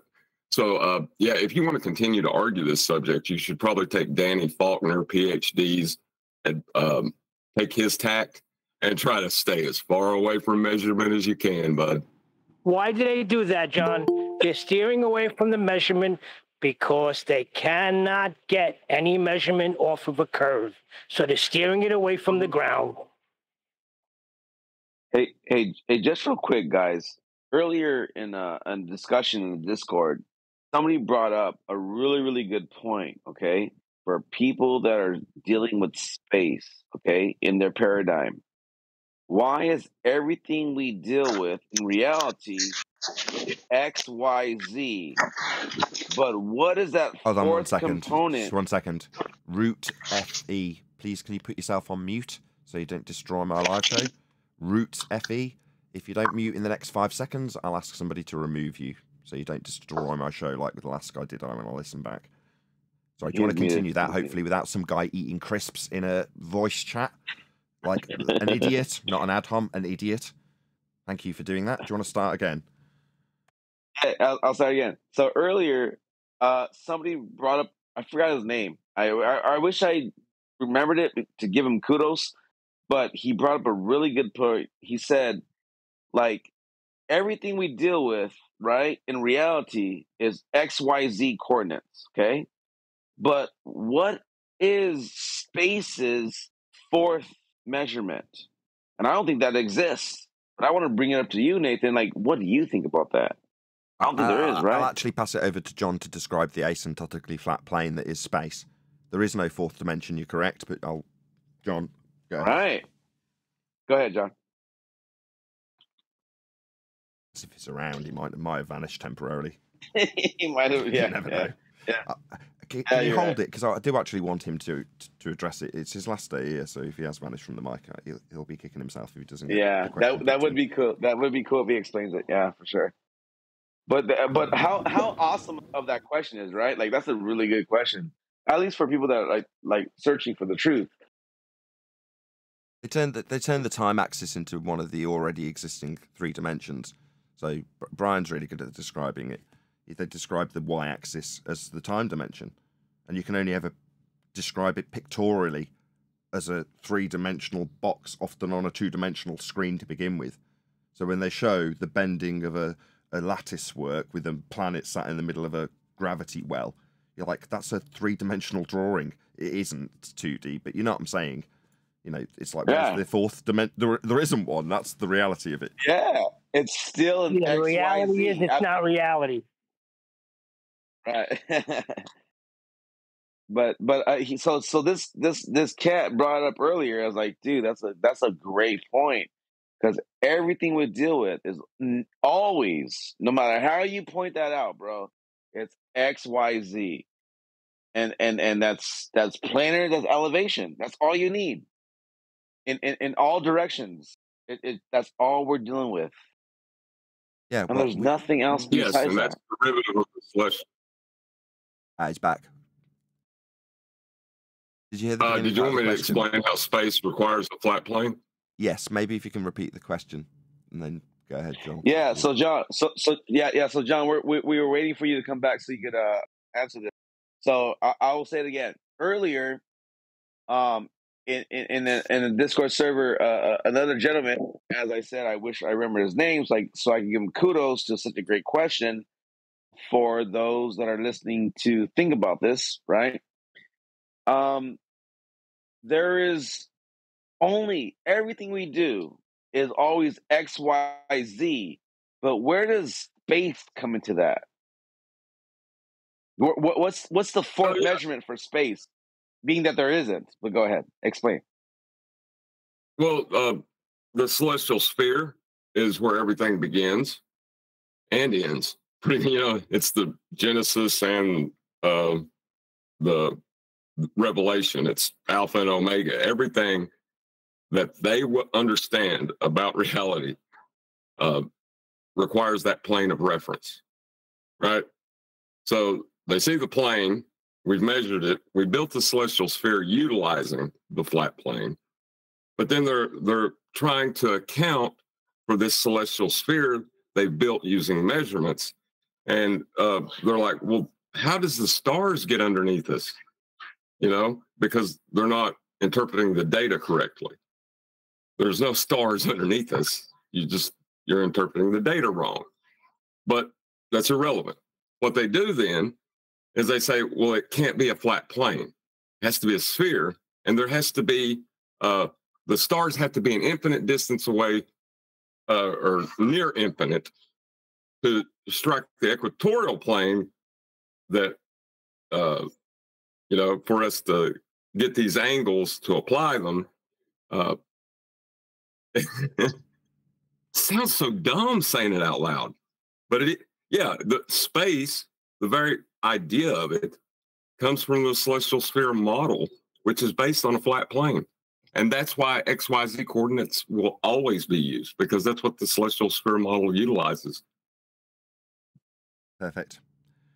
With that, I'm going to say, with a slight lump in my throat, because it's refracted curvature, aka John's last appearance on a Flat Earth debate live stream for potentially quite some long time to come. So obviously share some love with him in the comment section after the fact. But with that, I'm going to say, if you're watching this on either Nathan Oakley 1980 or Nathan Oakley Premiering streams, then stay tuned, as there will be an after show to follow. Apocryphon. That they show you, somebody would show you a 2D, right, representation of 2 dimensions on a piece of paper, a computer screen, and then tell you that, well, obviously we need another dimension, so there must be a 4th dimension because we're looking at a 2-dimensional computer screen, but we know that reality is 3 dimensions. So right. Yep. They're saying, well, look, 2 dimensions on the screen, but we know that we're missing one, so there must be a 4th dimension. It's like they skipped number 3 and go right to 4. Right. Yeah, and it's weird because like everything about it, bro, like every aspect of reality is only creating the XYZ, and in every position, like imagine like infinite amount of like dots in your peripheral in a 360 degree, right? With 180 degrees looking one way to the back. Like every way you look at it, you can plot those positions in your personal perspective of where you stand. And all that's reality. That is literally reality for everybody. Yeah, in a moment, yeah. I mean, in a moment Right. it is, right? So like you got 2 points. Like what time? I think we went over this yesterday. What time is it, right? You have an elevation angle utilizing a flat Earth to the position, relative to your latitude of the sun, right? So that's the position of the sun. 2 points, you and then the sun, and that's time. Right.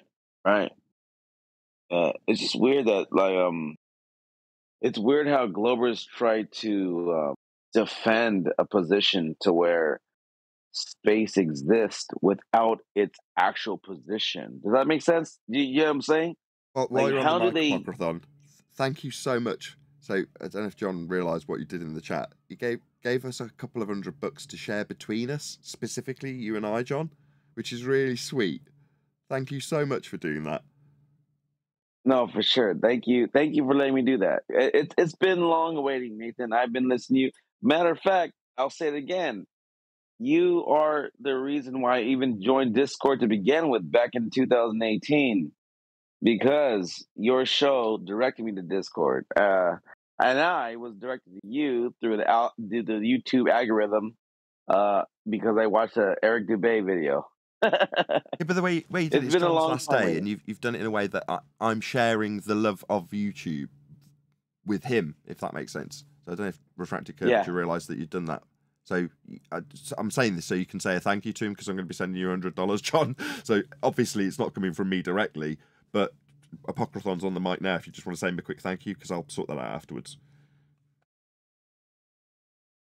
Thank you.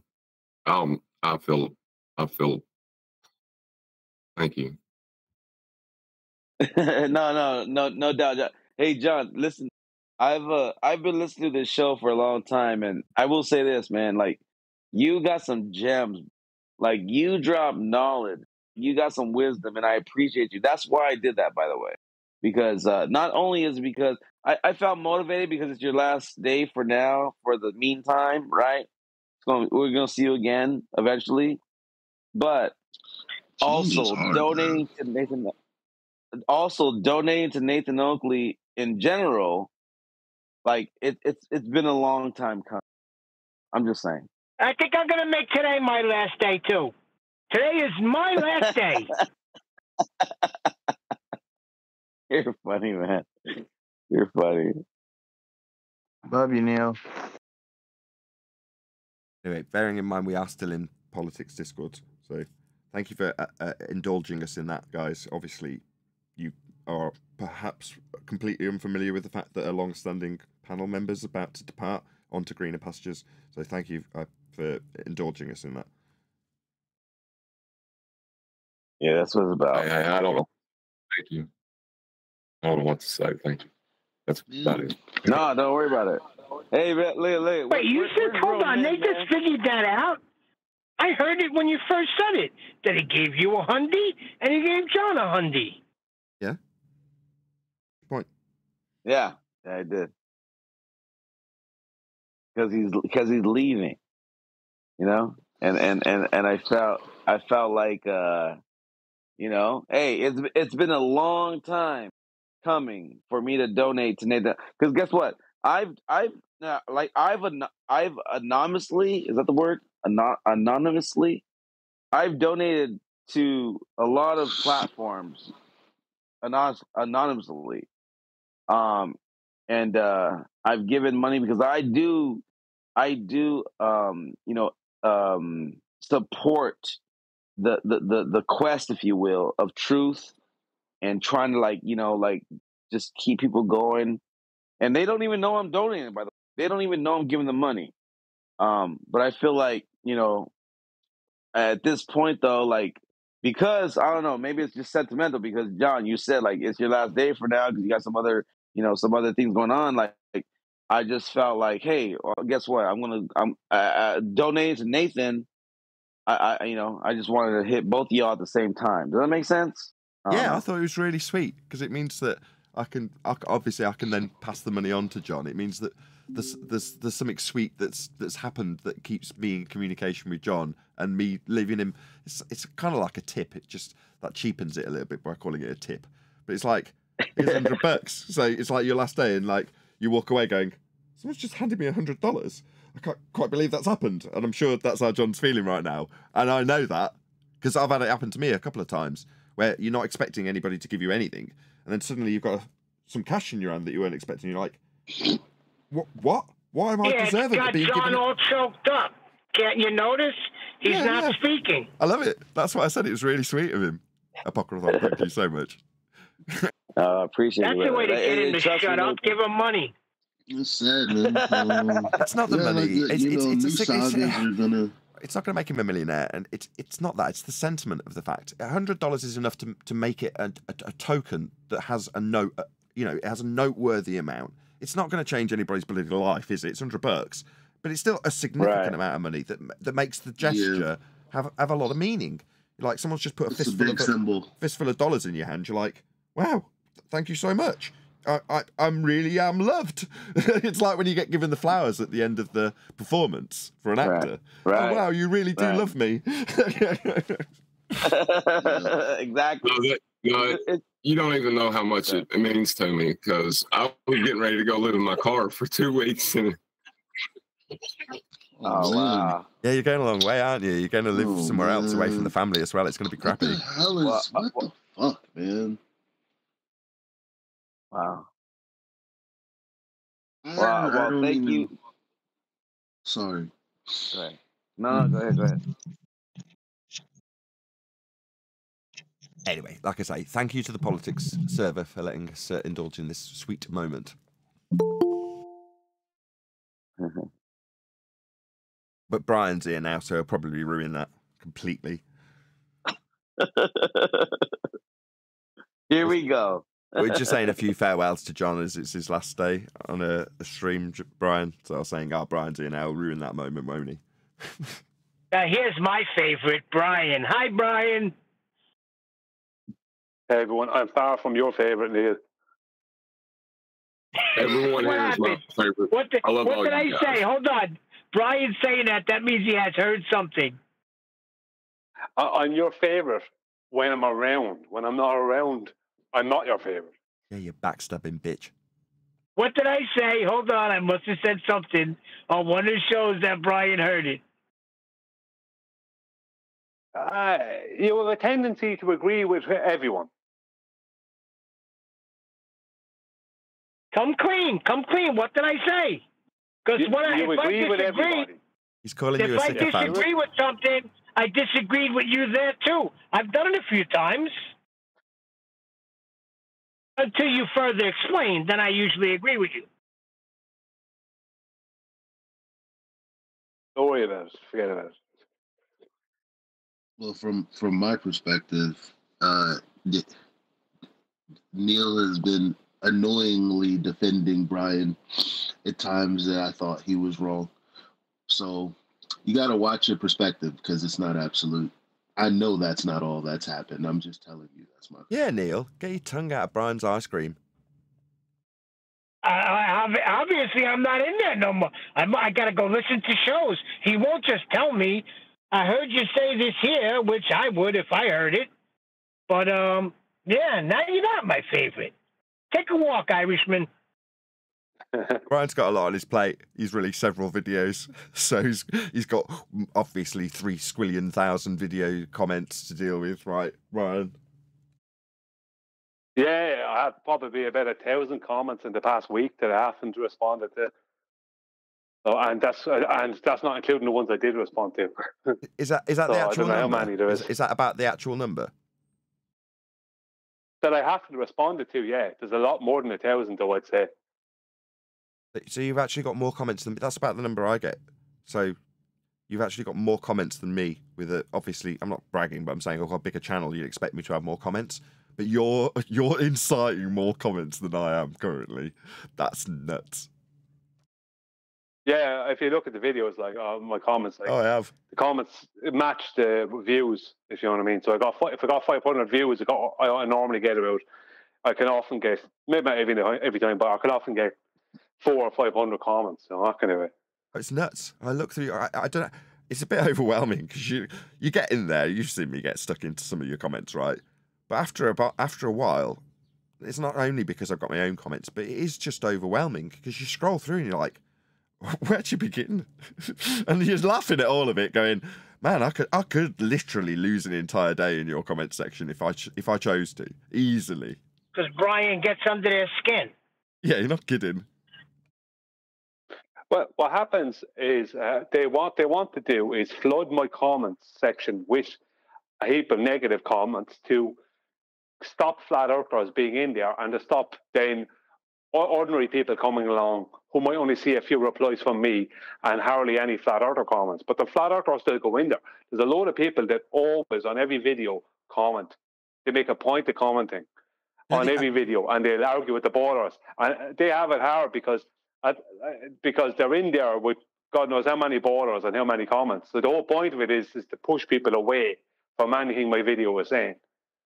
You know, the only time If you I've ever seen understand. that previously. Also, it's a tactic.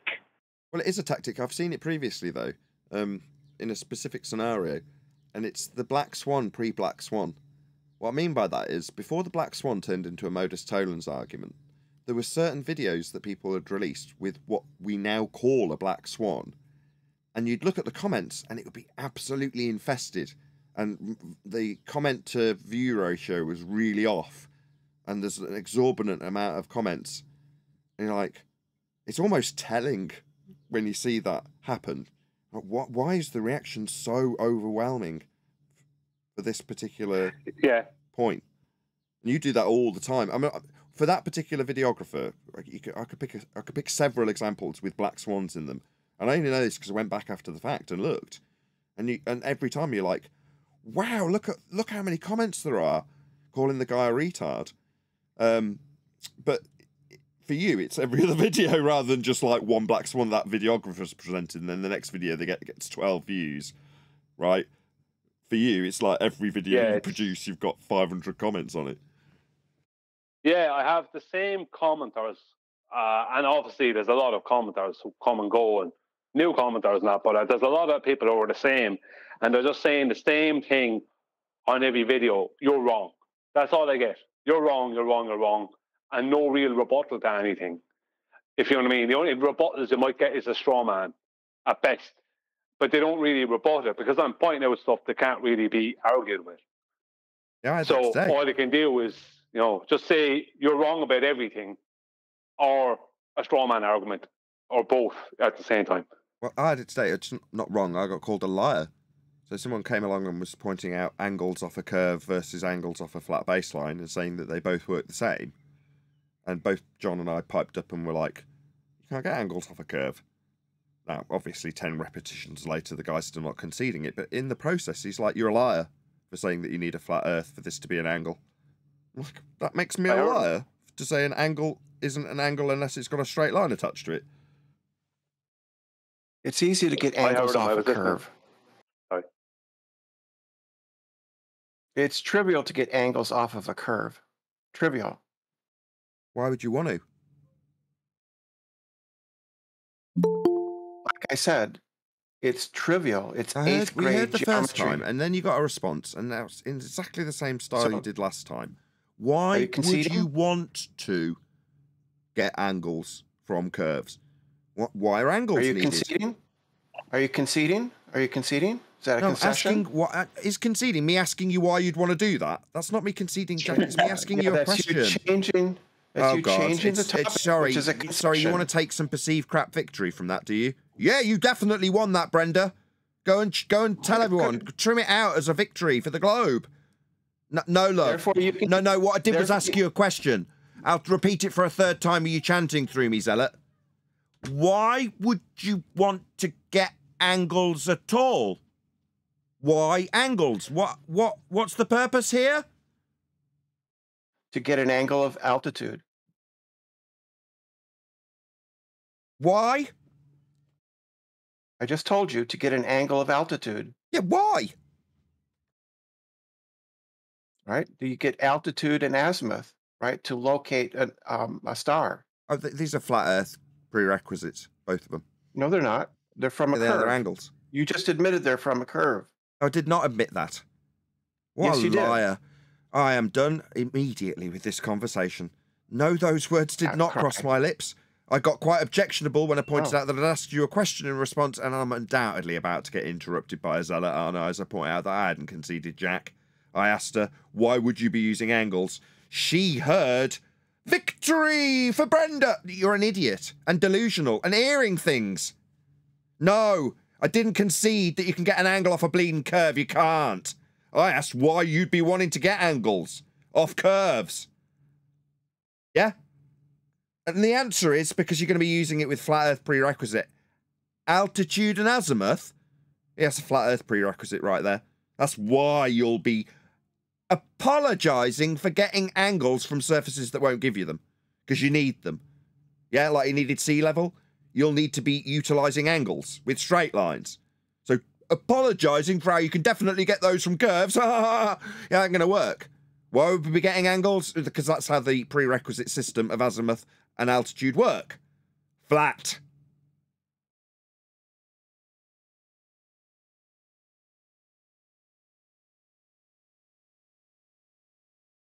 Brenda, thank God you're here. I was feeling so uncomfortable, but you have made everything better. Are you still lying about your credentials, John?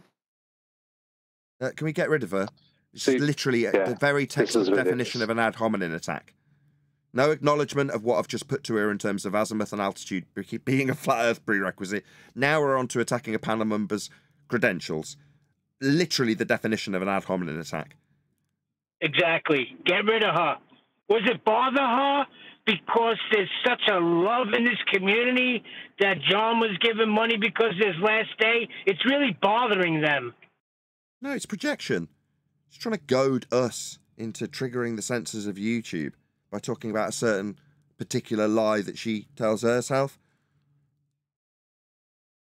We would never be in... we're now on the front foot, right? We would have never been on the back foot because, remember, we kind of began on the front foot, some of us, or at least got there, and all they did was distract us for 7, 8, 9 years by roping us into conversations that were actually meaningless beyond the second communication. Like this is Brenda's maybe thousandth communication that has been meaningless since communication 1. That's a problem within us that we need to fix if we want to progress. What do you mean?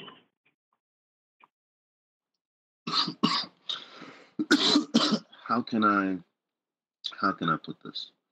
Okay. You walk up to a child and you say, "Oh no, that's what is it? That's a cliff. Stop walking."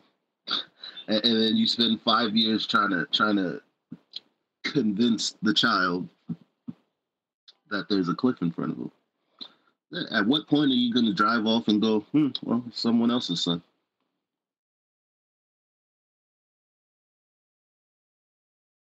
I'm going to jump. Or no, there is no ravine. Look, I'm going to jump. See? Never jump, never do anything, but stand there and go, you're wrong. White men cannot jump. Oh, what do we do by people? They cannot jump. Oh. Who's that, Johnny? I didn't. Yeah, I couldn't quite decide. Yeah. Hold on, everyone, shush. One more time, Johnny. I didn't quite make out what you said. I say white men cannot jump. So we are White in men problem. can't jump. Is he drunk? He said white What are you men babbling cannot about? jump. I could jump. What is he babbling about? It was a joke. Okay. Eli, I have no idea what his response meant. Do you have anything you want to It's a round that joke, out with? Nathan, based off of the movie years ago. I know the With Woody movie. Harrelson. Joke. Yeah, it had nothing to do with what I was saying. It's just like, it's a joke. Yes. Now, you said jump off a cliff. So he said white men cannot jump. It was a joke. Okay, now I see it. Thank you, Johnny. I was going to say, how does that argument break down with them saying I'm lying about my credentials? Will that get an angle from a curve? No. Adjacent? Negative. Okay. What the hell does it matter what my credentials are to her? Well, that's what I'm saying. I think my employer's the only one that matters. Number one, it's a straight up ad hoc. That's the point. That's the point I'm making. Like, what point does your credentials matter? What point do all the questions that they've asked us all these years about claims that we didn't make have to do with anything? Absolutely nothing. Right. But here we are. To put it another way, Eli, what did the last 10 years of debate have to do with measuring Earth flat? Right? Yes. Absolutely nothing. So it's, Yeah, so but that was I'm our just fault, saying Eli. that's what I said. No, it wasn't. We're victims here, Neil. Shush. No, but Neil, that my point is, not moving forward and having done this with them for X amount of years is more of, a reflection of our failure, in my opinion. We could do better. Clearly we can, because we're on the front foot now. So. Oh yeah, Yeah, I agree. I agree with you because they were telling us for years that Earth is flat. We just weren't hearing it. So you're right. I would rather Brenda be calling me a liar and everything else that comes with it than do what happened just like 20 minutes ago again, because that was. I deserve that though. Hold on, you're saying how I she did struck a nerve. John. Hold on. How did that happen? How did she strike a nerve with that? Well, I'm driving down there. I haven't worked steady in like 3.5 years. It's not like I got a lot of money to spend on that. And like, it was something I was worried about, and I wasn't going to ask for anything, I wish you had said something, man. No, it ain't like the trouble John's in. John's got some heavy burdens. I'm just, you know what I mean? Like, it's funny how stuff works out. I mean, but I give John so much shit the other day about that. I probably deserve to be humbled a bit. Hey, brother, You know what? if you want me to send more, just let me know, bro. Just as an insider aside, for Neil only. Are you there, Neil?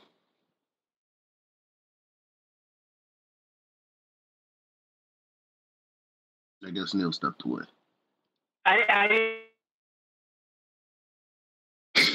Oh my god. Oh, okay. He's in a bad zone. He just completely neo'd out, like when he got unplugged.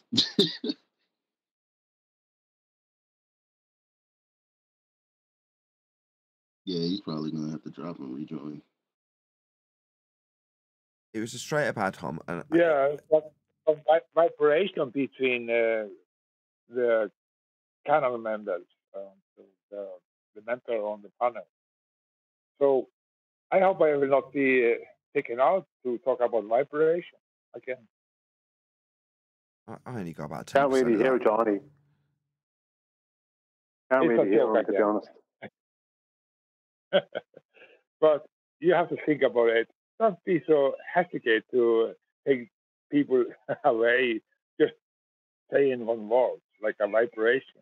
Vibration is you have vibration for everything that's around you. It's kind of a vibration. And your thoughts between you and somebody else, you have some vibration there also. So, yes. Yeah, absolutely. On a slightly different note. Nathan? Yes. Oh, I was just going to change the subject. It's okay if you have No, you feel free. Well, I was too. I was going to talk about Clarkson's farm and a guy on it called Gerald. But you carry on. All right. Yeah. Did you watch the video I made about the eclipse, the solar eclipse? Yeah, I believe I did. Is that a yes or a no? I think I did, yes. Okay, what was it about? You having me on? You've just told me what it's about. It's about the eclipse. Yeah, but what points were made in it? You're asking me to summarise a 35-minute video? So, okay. So, you put it on in the background, but you didn't watch it. That's No, I probably what watch all of happened, your is it? videos.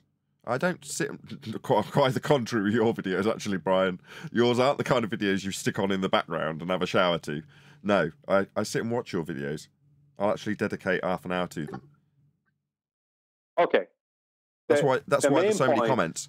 Maybe... Okay, there you go. Yeah. I'll give you what you were angling for. Maybe I'm not paying 100% attention when I watch the first 5 minutes and then get stuck into the comments while the video continues playing, which is what you're angling for, isn't it, Brian? Well, yeah. Well, you weren't able to tell me what was in the video, so that tells me that the video was on, but you weren't paying attention. I don't feel understand like why I was that- paying attention. Anyway, let's just brush past this. You got what you wanted. Go ahead. Yeah. Well, the point in the video I was making, right? This is just a change of subject. Was that they have to claim, right? Mathematically, they have more or less almost exactly parallel light rays from the sun, right? That's what they have to claim for their globe, for all the shadows. They need to claim that light is coming in parallel from their sun, and that's how they explain the shadows that we see in reality on a globe. But it doesn't work because we know that that's only an Eratosthenes claim where they take it away from the elevation angle using the shadow and the horizontal baseline. He had to start talking about a very big and far away sun, right? That was the whole game. But unfortunately, when it comes to the solar eclipse, it causes them problems. Well, major problems, because what happens is that means that the shadow on the surface of their globe can only be exactly the same size as whatever they're claiming the moon is, right? I think it's 1,000 miles in diameter or whatever they claim it to be, right? But the problems they have are that in 2017, there was a 70-mile wide shadow, and in 2024, there was a 115-mile wide shadow. Now, if you have parallel light rays, you can't have, as they need to try and come up with a number and penumbra, you can't have those things because they require divergent light for a penumbra. You can't have that. So they can't claim a penumbra for a star. Never mind the umbra that gets smaller. They can't claim that. That's another impossibility. But they can't claim a penumbra, which they need to claim along with the umbra, because that requires parallel or divergent light. You can't have a penumbra with parallel light. The other problem they have is you can't have the moon in their paradigm, right, shadow, being two different sizes at two different eclipses. The only way that could happen is with divergent light and the moon being at different distances from a flat plane, Earth, and obviously the shadow will be bigger than the object, right? But the shadow size will be determined by how close or far away it is from the surface of Earth. But within what they're claiming, it means that the shadow must be exactly 1,000 miles wide every time. It can't not be, because they're claiming parallel light. So they can't claim penumbra because that requires divergent light. They're claiming parallel light, so they can't claim penumbra. It has to be just one size at all times. And it's a different size with each eclipse, depending on where the moon is in relation to the surface of Earth at every solar eclipse. Okay, can you say all that again in Spanish? Did you take any of that in? I tried to. I listened to every word of it. Can I try to... Oh, you're testing Nathan. Never mind. He's asking if I fully comprehended what he's just gone through. And yes, I did watch the video. And no, I obviously don't fully comprehend it. It's very simple. If you have parallel light rays, right, coming down onto, let's just say your table, and you have what would be something, just a circle or something, getting in the way of those parallel light rays, then the shadow that's created will be exactly the same size as the thing that you're blocking the light rays with. It can't be smaller, it can't be bigger. It must be exactly that size. Now, they're claiming a moon that's about 1,000 miles in diameter, or 2,000 or whatever it is, in diameter, right? Yet, we're seeing shadows in 2017 that are 70 miles wide, and in 2024, there's 115 or 120 miles wide. And they're also claiming a penumbra. But they can't claim a penumbra because you can't have one of those without divergent light, number one. Now, they're not claiming that their light is not divergent. They're just saying when it hits their globe, it's still almost exactly parallel within, I think, 0.5 degrees or something like that. But mathematically, it's more or less shown to be parallel. Now, that means that, that means that if something is blocking that parallel light, that means the shadow can only be the exact same size as the object. But in 2017, we had a 70-mile wide shadow, and in 2024, we had a 115-mile wide shadow. Now, that can't happen under their circumstances. Not only is the shadow way too small, but it can't be two different sizes. You understand? Isn't it a description of... Okay, I understand, Brian. Listen now. Okay, we understand that the shadow cannot be smaller, meeting the surface. But in the same time, you also have to answer the question, does the moon have their own light source? But no, that's... No, Johnny. I'm not finished. I'm not finished. Please, let me... But you're missing the point.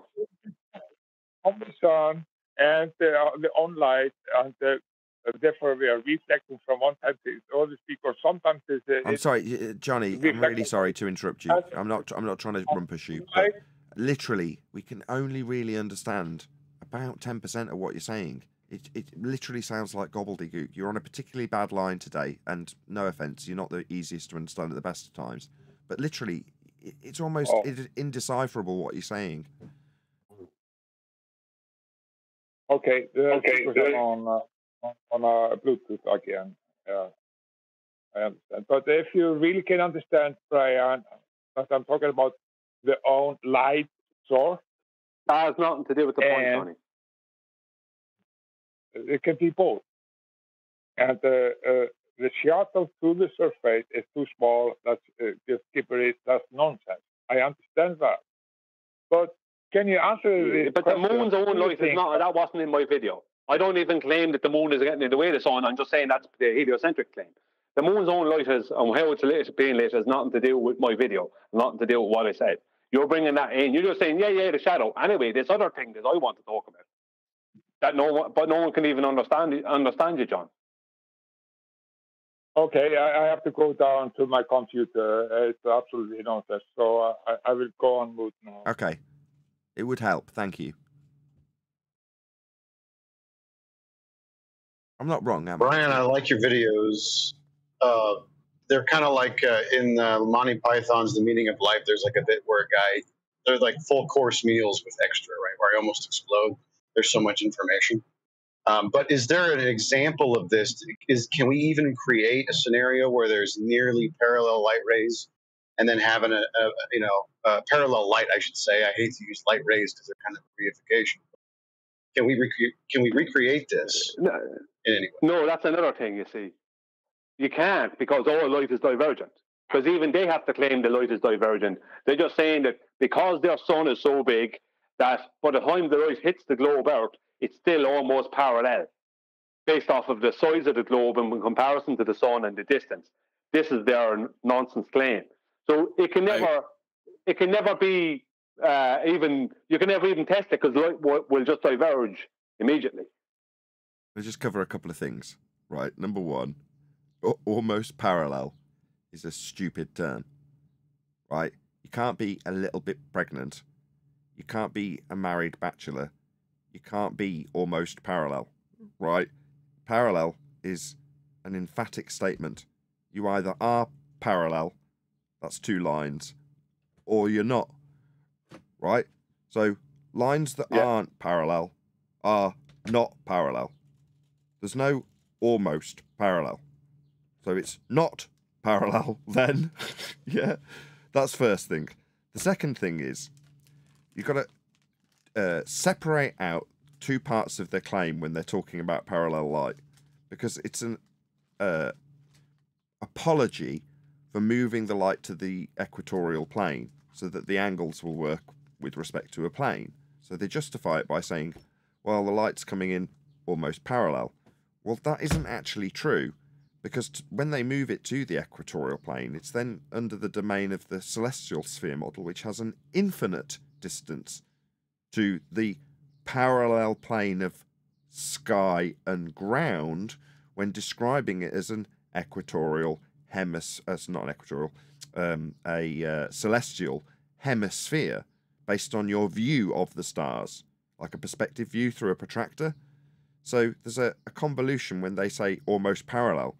It's got two purposes. One, to convolute the idea that you can use the celestial sphere within a heliocentric paradigm with set distances. You can't. They're set as infinite distances. And the second is, your light can't be almost parallel. It's absurd. And like I say, it's a needs must, because they've got two different things going on. Set distances by Copernicus, Kepler and Huygens, and infinite distances because of the actual angle measurements conceptually put into a hemispherical model when you measure a flat sky and a flat ground. Well, there's something else too. How are you going to determine the positions? Like that, how will you know that the Earth is getting in the way of the sun? You're just going to assert it blindly, or do you have some measurement to give you that idea? Yeah, you'll need angles for that, and azimuth, which will require a flat plane. But the whole point of this is to. I'm sharing my screen now. You should be able to see it, Nathan. I hope. I can. Good diagram. Yeah, the whole point of this is the diameter of this moon. Here we have the amount of the globe Earth it would be blocking underneath, right? The problem is that this means that because of the light being, as they say, almost parallel, but right, basic for mathematically they have to make it parallel as much as possible, right? Because they need to bring that angle to the center of the globe, right? Now there's other problems with that I won't go into now because I'll convolute this. Just pause for a second. Just pause for a second. So I'm going to bring up Yeah. QE's diagram at this point just because it's a good point to interject it with. So this is the total eclipse diagram with the converging light description. I'll put that up to compare and contrast because you're going to go to that in a minute anyway. So that's on screen. I'll just go back to yours now. Go ahead, Brian. Yeah, well, the point is that see this point between here. I'm just going to show the label B and label C. So we have B here and C. I'll just make them. I'll increase them in size. I have a problem. Sorry, 1 second now. Just make this a bit bigger. Right. So I'm going to increase these 2 points in size so everyone can see them. Right. Between B and C here, that is the amount that this moon, with parallel light, can. That's the size, the width of the shadow. That's the diameter of the shadow can be with parallel light rays.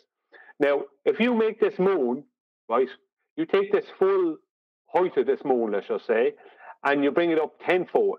So it goes 10 times further away from this globe Earth surface than it is. Then it still will make that exact, with parallel light rays, it still will make a shadow of that exact size. So you bring it closer or further away from that surface, because you're claiming parallel light rays, right? The shadow has to be exactly the same size. Okay. No matter how far away or how close it I is. just need to ask something. Are you pointing this out because one of the rebuttals you've got is that, oh, well, if it was further away at this particular time of year or something, is that why you're pointing this out?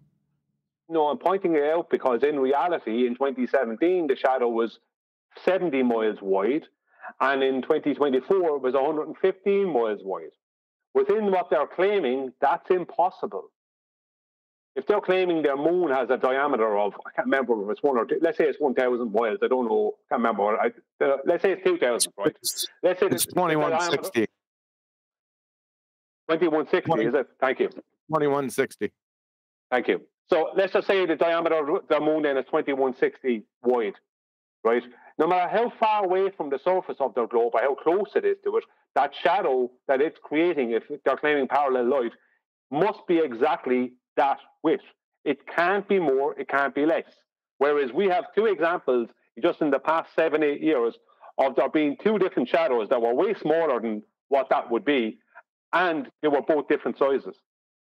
So that cannot happen within their claim, within the claims of their paradigm. Impossible for it to happen. And they can't even claim, and why I brought up penumbra, is penumbra requires divergent light. You can't have a penumbra without diverging light. Whereas they're claiming parallel light, even though they're not claiming it, the light from their sun is parallel. They're claiming when it hits the globe, it's still almost parallel. But the point is that this is the outcome of what parallel light would be. You understand, Nathan? Yeah. I think so.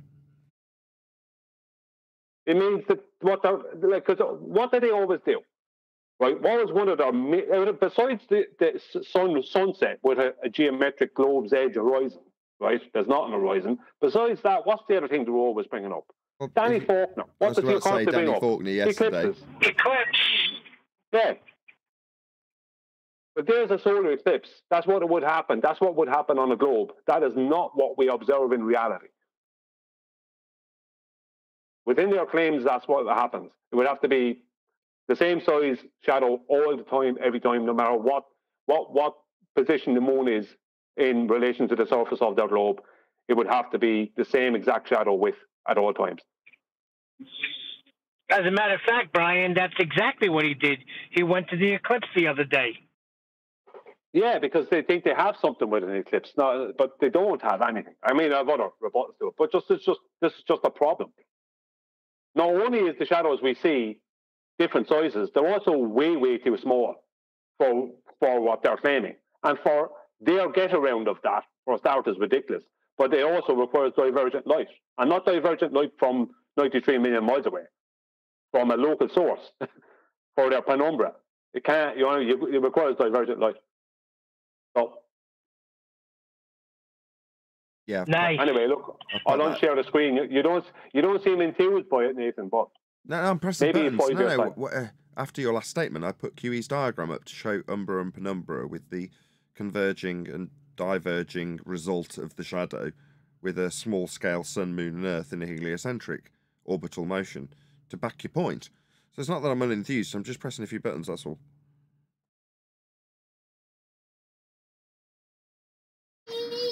He's pushing buttons because he's unenthused. That just No. If John brought it, forget it. You got high praise. It does get high praise. What are you talking about? Okay, do you want me to bring it to something else? All right, give me a minute and I'll change the subject to elevation. No, Brian, because I was going to ask you a question about it. I'm fighting with kids and they're winning, and but are you talking like this is strictly within their paradigm of what they're claiming about light rays, right? Yes. Yes. Okay, I'm still trying to take it all in. I don't know if I've fully grasped what you're saying. Yeah, it's because you've been distracted because I've had to bite my tongue. You know, I'm sure I dropped it in at one point with azimuth and altitude. But yeah, it's flat. No, you did, Brian. Well done. You stopped me from having to annoy you by interjection by dropping it in yourself. Did you not?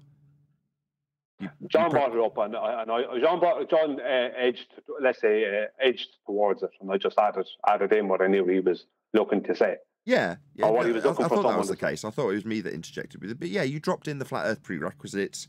You kept us at bay. You know, you're I don't want to say pandering, but you know, you're keeping us happy, aren't you? John and I in this example. It's not because it's my favourite. It's just because every opportunity when you are working within their paradigm to answer the question John just put to you, yeah, you've got to kind of keep us from saying you'll need a flat Earth from that, you'll need a flat Earth for that, you know, but you're dropping it in periodically. Yeah. I'm dropping it in because John was edging towards it, so I dropped it in for that reason or whatever. But John was. I did not say anything about a flat Earth, Brian. I just said, how are you going to get the positional data to assert that one's obstructing the other? Why are so? You need a flat Earth for that. See how he perked up for that, Brian. Oh, shut up, well, now I'm going to show something else. Neil takes a nice moment like that and turns it into something dirty, doesn't he? I told you, I'm going to give him a hard time all day today. Sorry, Brian, go ahead. Yeah. Well, Nathan, you said you watched my videos recently, yeah? You watched my, the last video I did, huh? Did you watch that?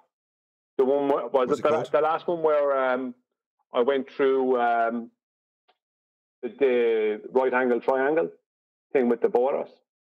Yeah, I think so. I'm just looking at my history because you're going to grill me if I haven't. So I better be absolutely certain I have rather than just vaguely saying, yeah, I'm pretty sure. Well, you did because I was trying to... Would you believe I can't actually remember what was in my video now?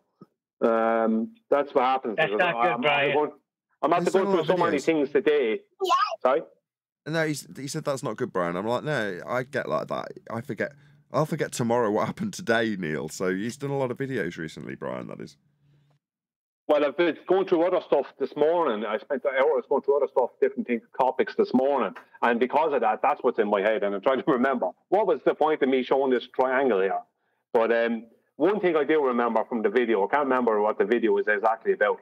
But one thing I do remember from the video is the point I made. And this is all the borders keep this, like, I heard you the other day talking to this guy, Steve.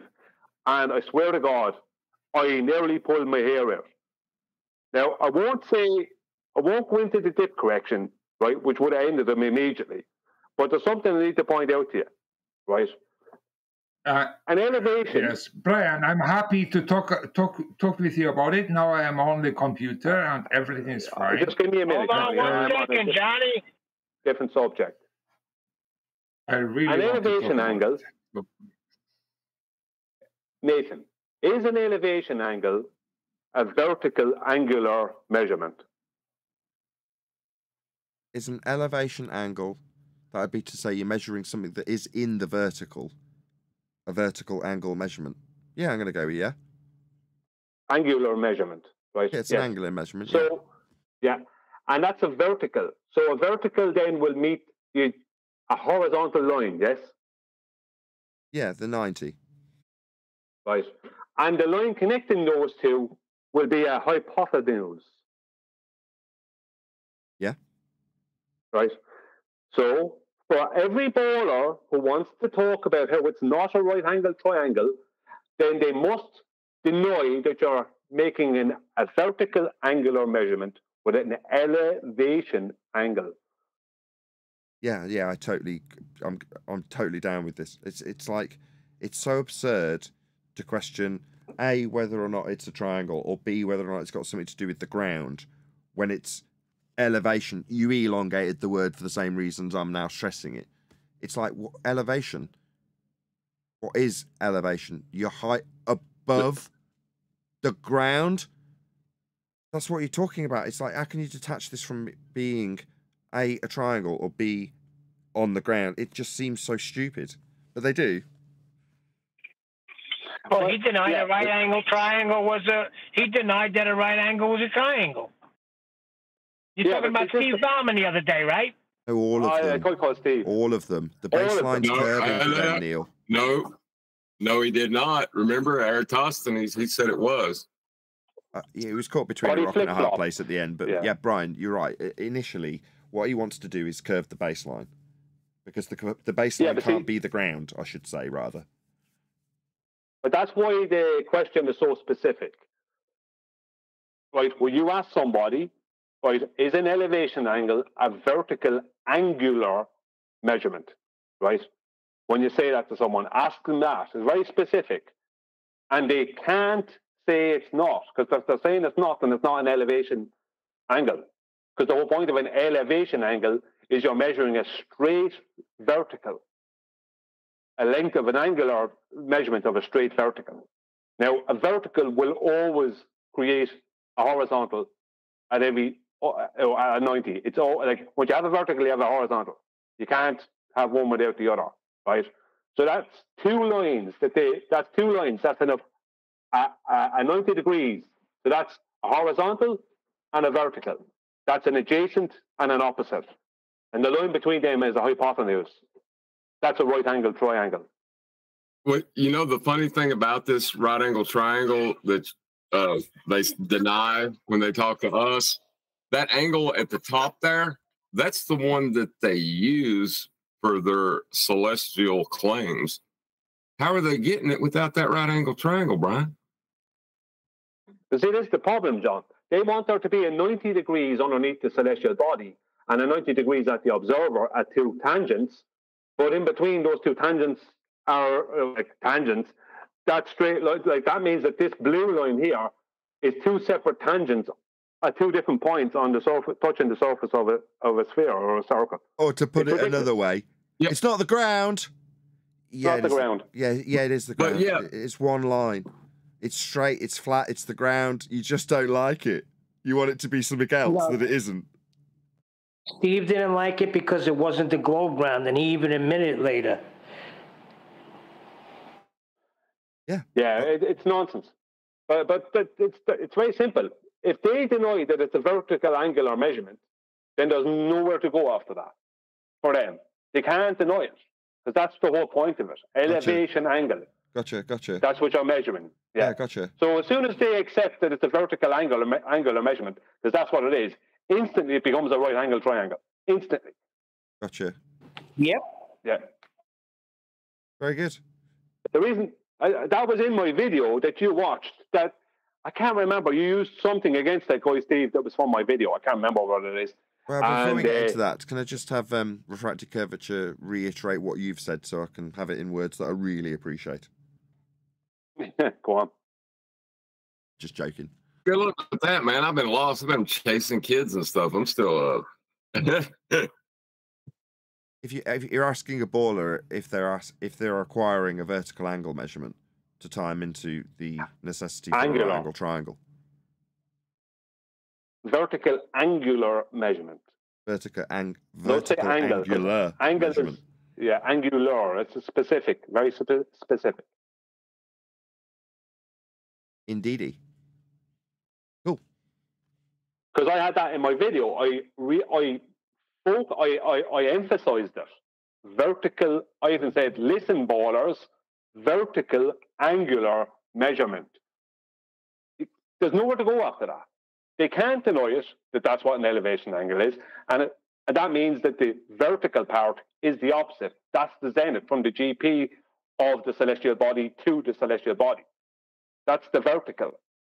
It's not just at the horizon, because then you're not measuring from the surface of Earth to the that goes without saying. celestial. Well, that goes without saying, because nothing you've described thus far, or even in this diagram, has a horizon referenced. There isn't one. It's just the GP. There is no horizon. In other words, you're not describing anything about the process. You're not describing leveling the tool. You're not describing dip. You're just describing what the triangle is. A vertical angular measurement. Yeah, and after that, I can take them out with dip. Easy. But the point is that once they do that, once they accept the word vertical, angular, and the word angular, and the word measurement, that's it. That's a right angle triangle immediately, because they've just accepted this yellow line here, this or gold, whatever it is. They just accepted that exists. Yet they're trying to deny that part of an elevation angle. That's what you're measuring. Has anyone ever measured a non-horizontal sphere of reference? No. As it deals with Earth? No. Oh, that's weird, isn't it? No, we measure Earth flat.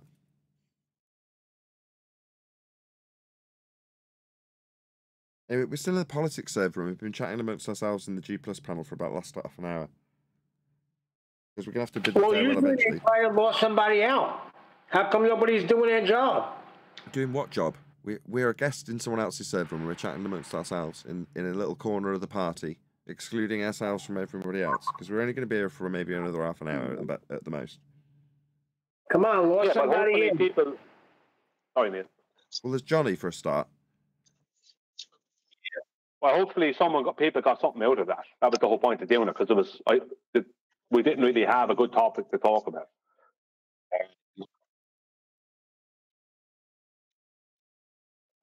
Oh, I appreciated it.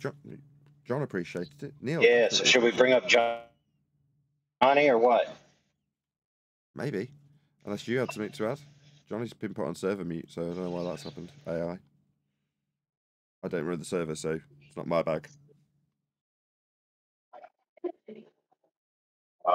No, I mean, do you want to talk to Johnny? We're waiting for you.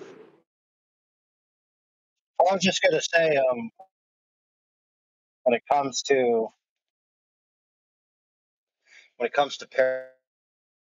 parallel light,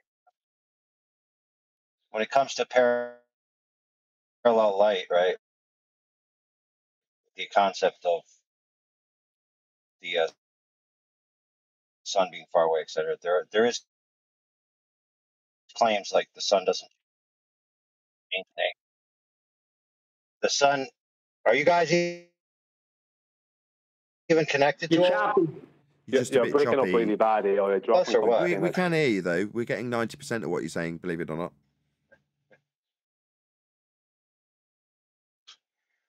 Can you hear?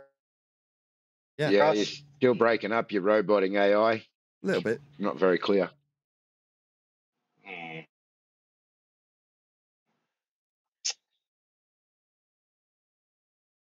Hello. We hear you now.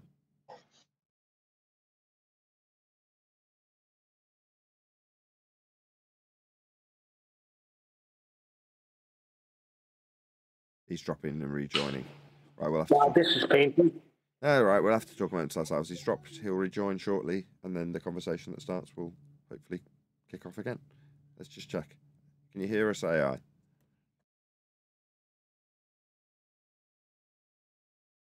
Maybe not. Hey ho. Well, we'll have to continue chatting without AI. Hopefully, he'll figure it out.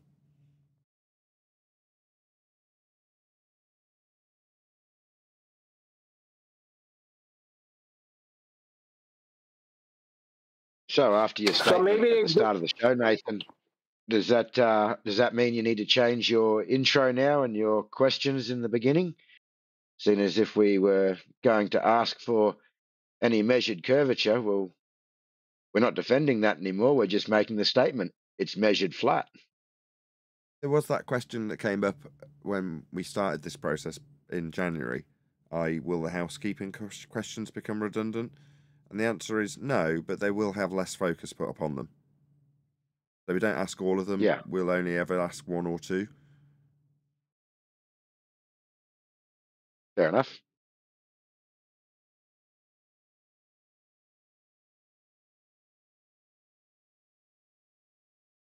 There is a reminder of what the process is. Hello. Ah, that's much better. AI. Yes. Should have That's what I was seductive. mentioning. Is it, like Brian was talking about parallel light rays, right? And I was thinking to myself, Yes, he was. Globers always say, "Oh, the sun doesn't change angular size throughout the day, right?" No, it doesn't. Right. So if all the light Oh, rays yes, from the it sun are does. Sorry for Yeah, it does actually. AI. You need to get a new mic. then how right? can it have an Fix your mic. Okay. And the sun does change angular angular size of- size through the day. He just. Oh. Can you relay my message to him, Nathan? Tell him he needs to get a new mic before he comes back on, because it's a train wreck. All right. And number two, yes, the sun does change angular size throughout the day. Chris Van Maitre showed it in 2016. I think BLMSB 69 also showed that as well. I showed it too, and my wife did. So, man.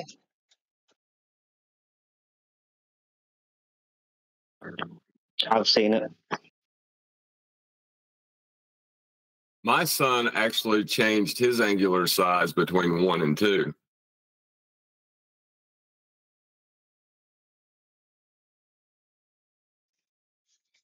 Yeah. What's the cause? What's the cause of the change?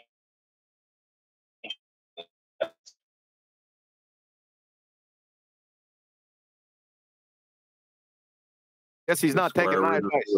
No.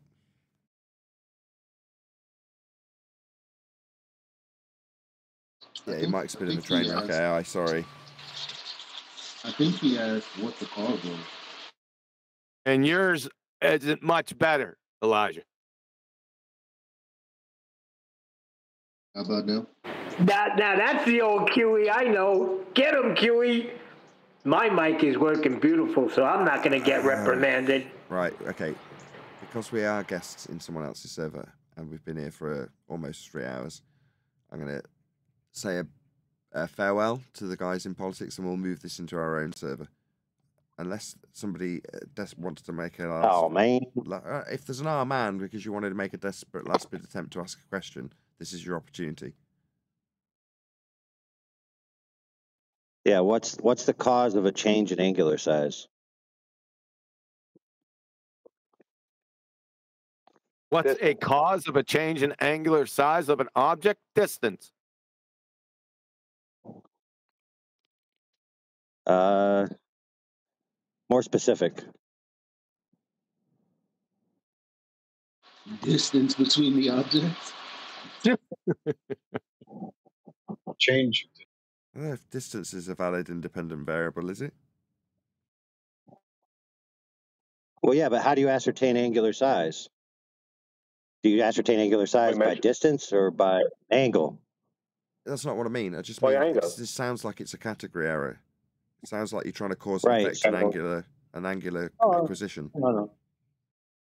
So the cause is the different arrival angle of the light, right, at the optic.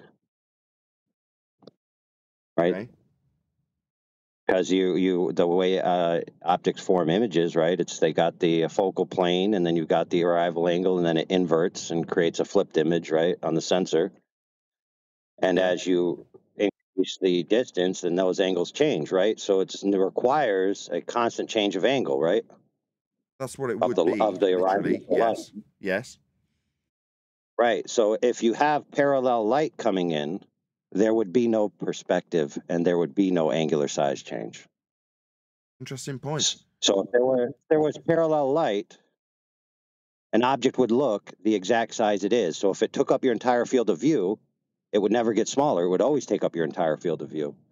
That's a good point. So, Brian, What? Brian, are you there? Can you put your diagram back up with the moon, with the parallel light running alongside it? Because your argument is to say that the amount of shadow that it produces would stay the same size regardless of how it interacts with those parallel light rays. What AI is saying is that would mean that in the most literal terms, what you would have presented to you would always be the same size.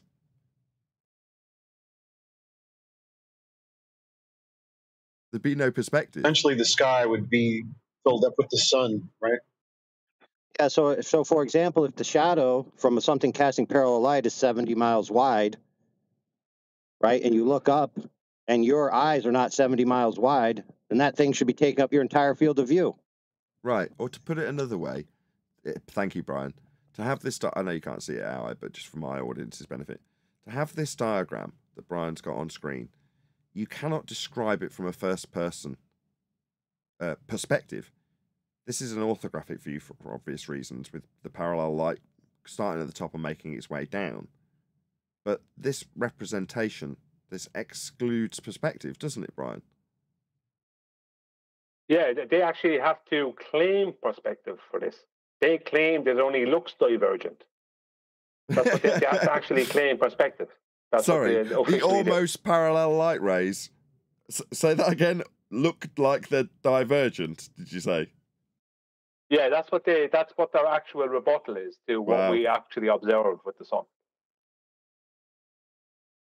No, good point. To be fair, yes, but to be fair, that this case that I'm explaining would only like if you're looking at it something from an oblique angle or from a side view, like if you're a sufficient distance away from it, then the parallel light traveling transverse to your your angle could have an effective perspective. But if it's coming at you, so if you're looking directly at the thing, there would be no perspective at all.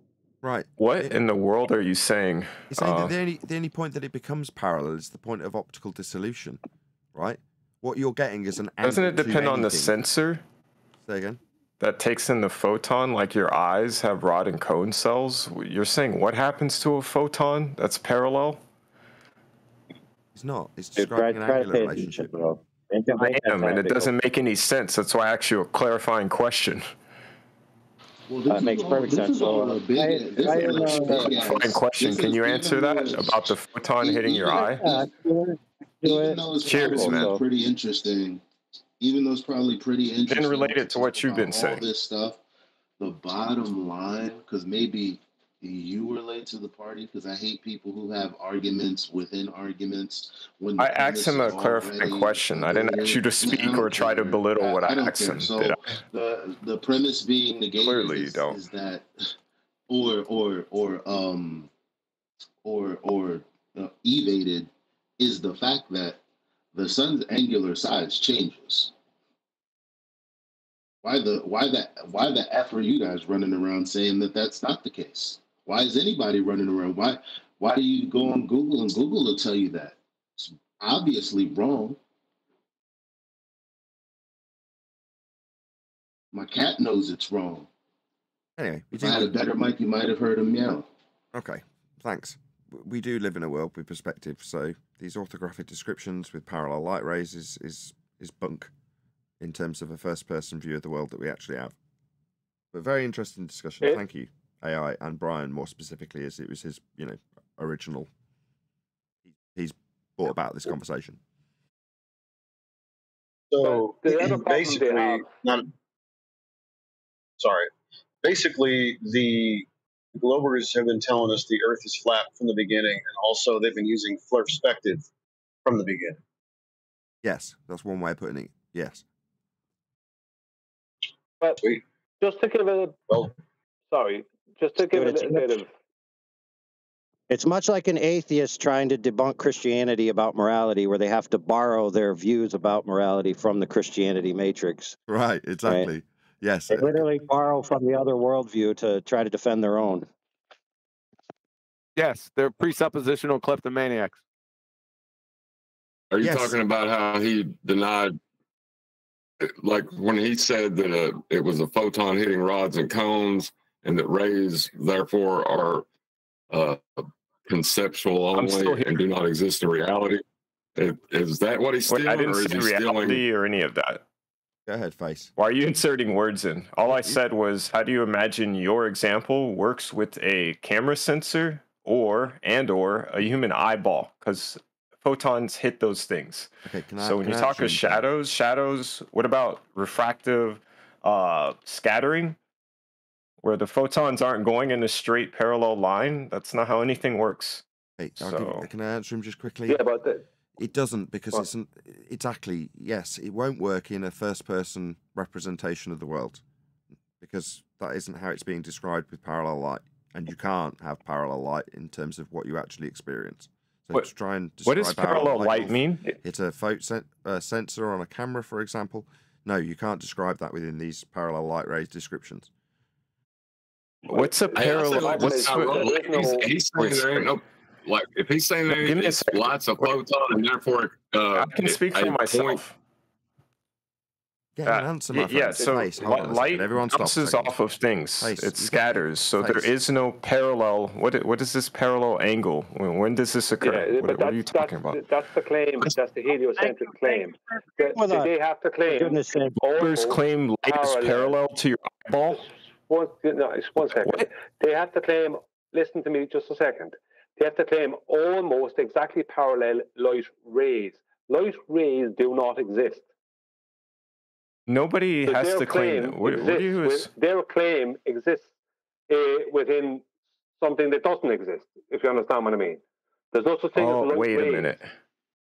Are you speaking about the claim that light follows a geodesic path here on Earth? Are you referring to that? I'm not speaking about any of that. I'm speaking about what light is and what light isn't. There's no such thing as light rays. They have to claim almost exactly parallel light rays. Light rays do not exist. Nobody They're purely claims that. mathematical. Yeah, but nobody claims that in science. I would love for you to post the academic claiming the thing you're claiming. We just need two people, right? Stop. Everyone stop. Stop. Hello? Hello? That means stop. No, we're just going to have Face and whoever from the panel. Just Face from Discord, if you don't mind, so it's not audio chaos. It doesn't matter what's been said in science. The heliocentric paradigm is claiming almost exactly parallel light rays. That's what they're claiming. No. So it's far more complex than that. So with gravity, it's not more what they complex. claim Brian, is... stop. Brian. Yeah. I don't think they showed that, Nick. Brian, you're creating the... I'm having to control you. You've got to yield. Brian, you must yield. I will yield without being shouted at. Okay, so the most damning claim is that light follows a geodesic, which is that you get down to the surface of Earth, and what a straight path of light is actually not straight. It contours to the Earth's surface. That's the damning thing that globers do if you're targeting something. What is that based on, though, is the idea that when mass bodies start to form and they get massive and you have a gravity, you have a dip. Like a theoretical, you have a how can you say, a model-like dip with how everything occurs. Then it's like that mass exists, this Earth, right? Wherever that is on a graph, you draw like a dip right there, and then light contours to the curved space-time. That is where the object has impressed. You're talking about general relativity.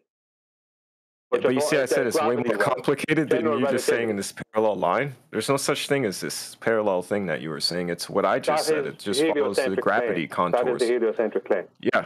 Yes, it is. That light follows gravity contours. Let me explain it to you. Let me explain why it is the heliocentric I obviously claim. know it. Sorry? Sure. Yeah. The reason that they must claim almost exactly parallel light rays is to explain the shadows we see in reality on a globe of radius 3,959 statute miles. that's where the claim came from.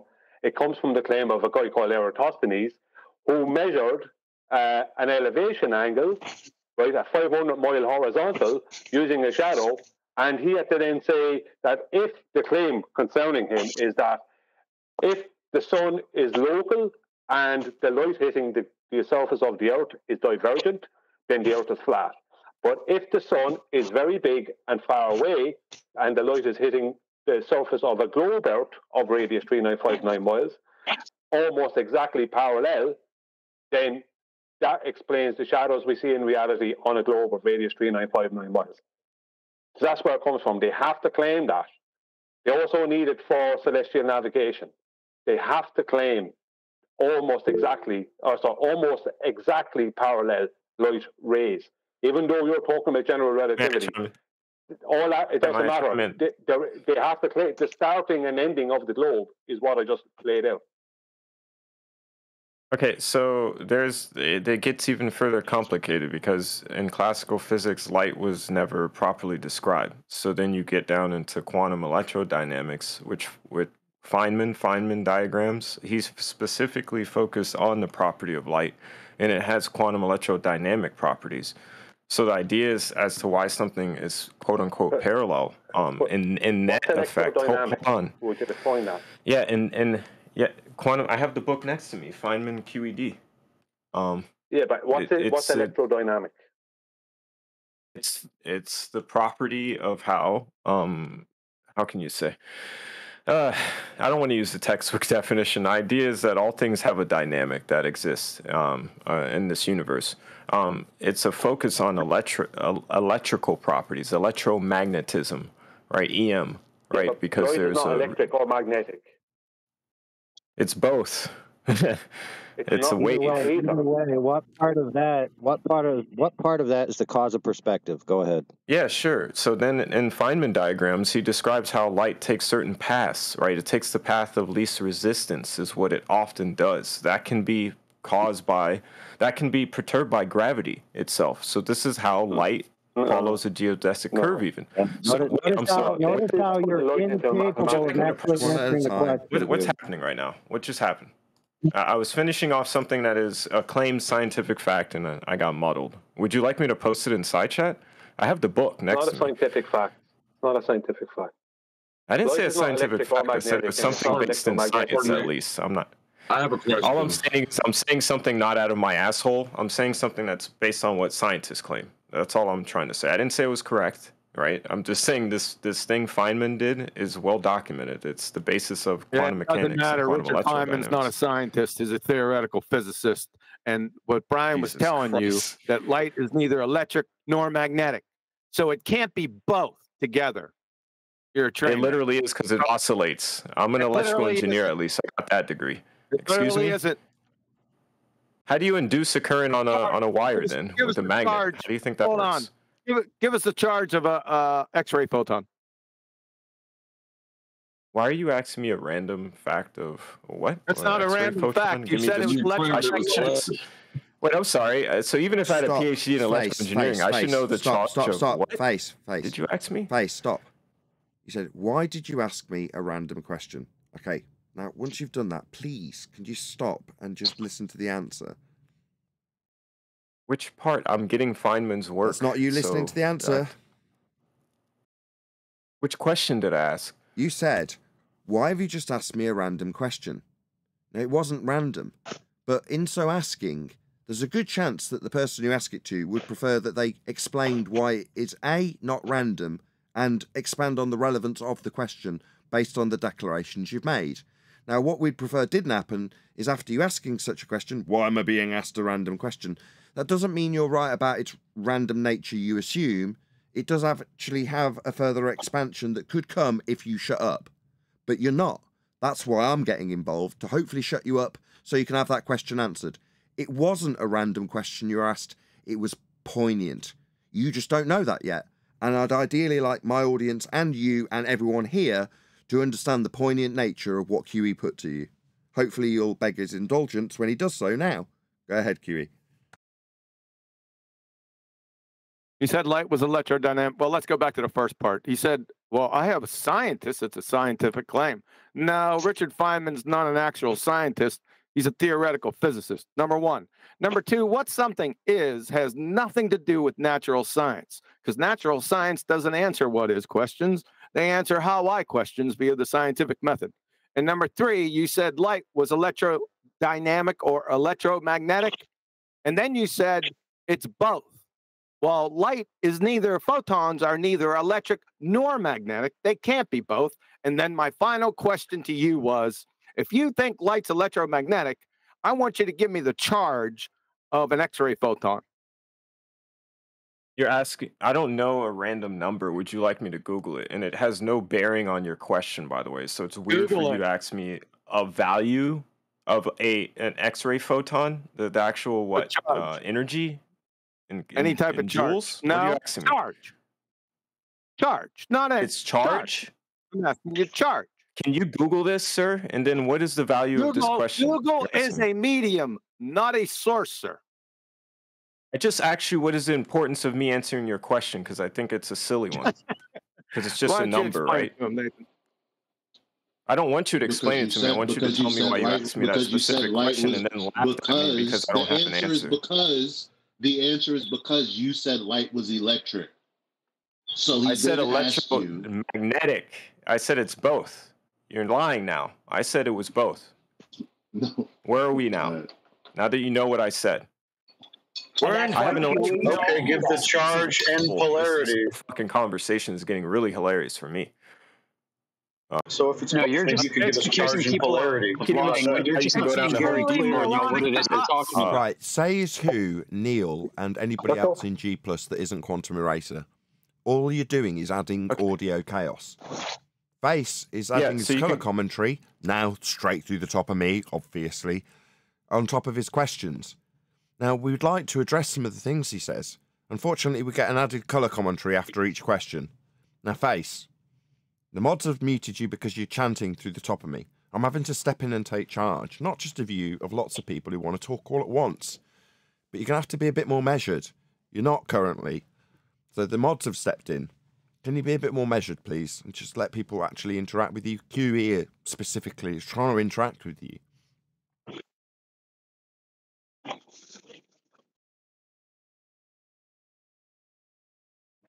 Okay, electromagnetism.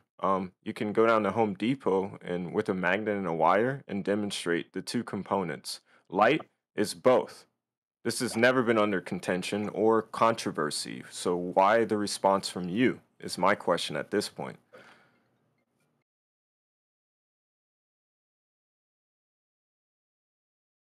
Objection, Your Honor. I already prosecution rested. His little example right there is incoherent. I got a magnet and a wire and I go down to the hardware store. That's not light. Okay? Yeah, Face, I think you're mixing up electromagnetism and light. They're not the same thing. I don't care who said it in the past or what person said it. They're wrong. End of story. And as pointed out to say that this is not debated, well, as QE pointed out, this isn't part of science, it's metaphysics, it's philosophy. So it's definitely not established, as you say. Fair enough, but there seems to be an unanswered question, which is, what is the charge of an X-ray photon? Correct. Does it even have a charge? No. Well, I mean, because it's not electric or magnetic. That's the whole point. Right, I thought I was being stupid. I'm like, he's sending him out for stripy paint, isn't he? Well, that's the problem. Homeboy assumed that there was a value that Quantum Eraser was asking for the value if it was just some trivial factotum, like 12. When it's actually, it doesn't possess one because it doesn't have that quality. Yeah, it's like asking for the angle off a curved baseline. From Chem Lieber text, photons have no charge. Prosecution rests. You know, it's interesting about this interjection. Brian was trying to make a point about a claim that's made within heliocentrism about a shadow cast on the Earth by parallel or seemingly parallel light. If this gentleman is of the position that the idea that light's parallel is dumb, I'll give him that.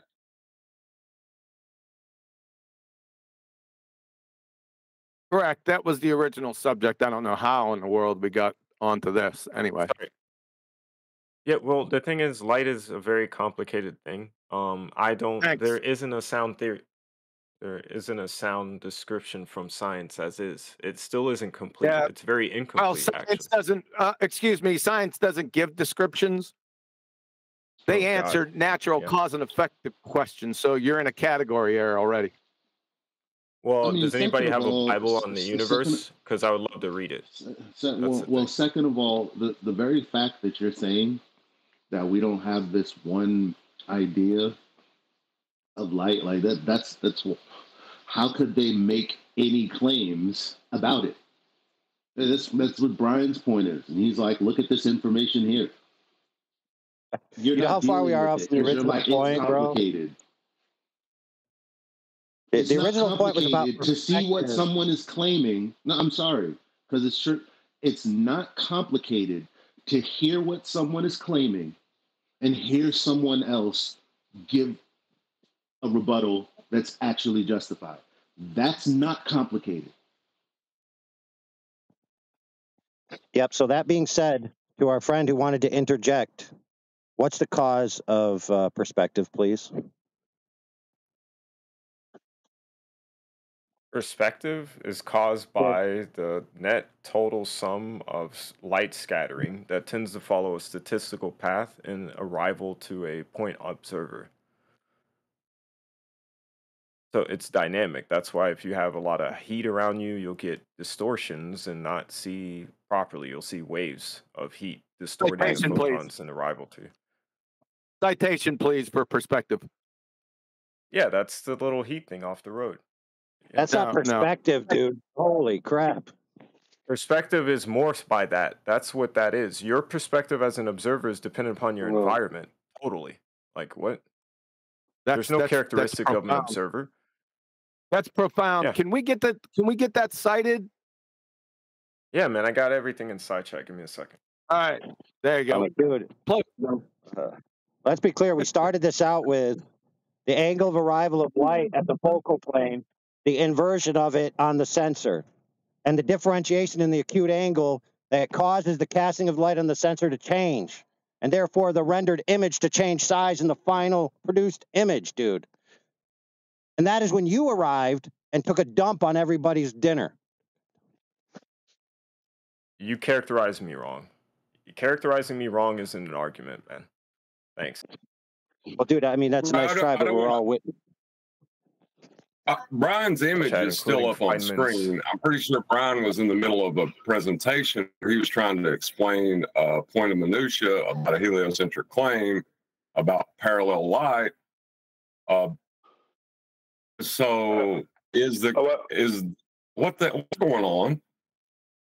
Well, I put that. Nathan asked me to put that back up because AO was making a comment, making a point about the sun within their paradigm. Yeah, all right. Sorry, I thought that was in an interject. No. It never finished. It never finished, John. You're correct. It never finished. It just kept getting segued. Correct. Yes, he said the claim was that the Baller's claim was that light doesn't come in parallel. Isn't that what he said? Maybe I misheard him. He was going into general relativity and light moving through a geodesic because of gravity well, because of acclaimed mass. That was red herring fallacy. That was red herring fallacy. It had nothing to do with the topic. Well, you could say that because it is following a geodesic, it cannot be parallel by definition. So let's get back to the original question. Is What is the claim of the globe? Are the sun rays that don't exist, by the way, coming in parallel or not? And don't get messed up, like Nathan said, with this nearly parallel or not exactly parallel. That's nonsensical. Well, the only reason I say that is because they have to actually claim that they're not exactly parallel, because they can't say that the light from their sun is parallel. They have to claim that it's diverging, but because of the size difference in diameter and the distance between the two, that the globe out receives almost exactly parallel light rays. That's not. I don't care what they claim. That's nonsensical gibberish. It is. I'm not saying it's not. I mean, don't get me wrong. Sorry to interrupt you guys. Guys. Right, I don't want to outstay our welcome, as always, on the Politics Server, so I'm just going to say a huge thank you for having us. We will hopefully, if we're still welcome, toddle along next week. But in the meantime, I'm going to move us into Flat Earth Debate Discord server, so we're not overstressing your moderation team. Thank you very much for having us, as always. It's been an absolute blast. It's nice having you, Nathan. Welcome back, and see you next time. Indeedy. If anybody who did want to carry on the conversation, that is to say, listen to Brian and John qualify this for the next 10 or so minutes, then move over to FED. But if not, we'll see you next week. Thank you for having us once again. I felt like I was in Bizarro World. That's what Superman's enemy was, right? You are. Yeah. Like, what's going on here? Your claim's supposed to be parallel damn light, and now you're telling us about everything but friggin' parallel. Why aren't you seeing that as a problem? Do you know Bizarro World with Seinfeld? The reason I'm so specific about getting their claim right, even though it's ridiculous, and even though it might be annoying, and I get that, is because if I say parallel light rays, one of them, within an argument, one of them is going to start trying to correct me on it being only almost parallel for two reasons. One is to try and make me look like I don't know what I'm talking about, and two is a red herring away from where I'm trying to go to. So I make sure to say exactly what their exact claim is, simply because then they can't go and try to correct me as I'm trying to bring them where I want to bring them. Even I know it's annoying, you know. Yeah, but it's number one, you have to define there. Are we talking about anti-flat earthers or what the actual globe Earth claim is? Because the actual globe. In actuality, with the sun at 93 million miles away, with the sun 93 million miles away and its current size in the heliocentric Baltard spinning space monkey religion, all the light that hits the Earth must be, and I say this again, must be parallel. Because if it isn't, then it wouldn't hit the Earth. Follow? Yeah, it wouldn't make it there, is what you're saying. Yeah. So I don't care what their claim is, it must be parallel. Period. Right. So this little non sequitur doodad dance about there are no parallels, and it's a geodesic in space time, and like, okay, yeah, I can grant you everything you just said, and you still debunked your religion. Yeah, they don't understand the reason why they must claim parallel light rays from the sun. Most of them don't realize why that claim is. They don't understand the trick that the Eratosthenes story is playing on them. Because the whole point of go on. Yeah, which is debunked by NASA's diagram of their solar eclipse that I posted in Master B. The whole heliocentric religion is debunked by their diagram, NASA's diagram. Yeah, because that requires divergent light. Exactly. Nathan, pull that up. This is the end. Thank you, NASA.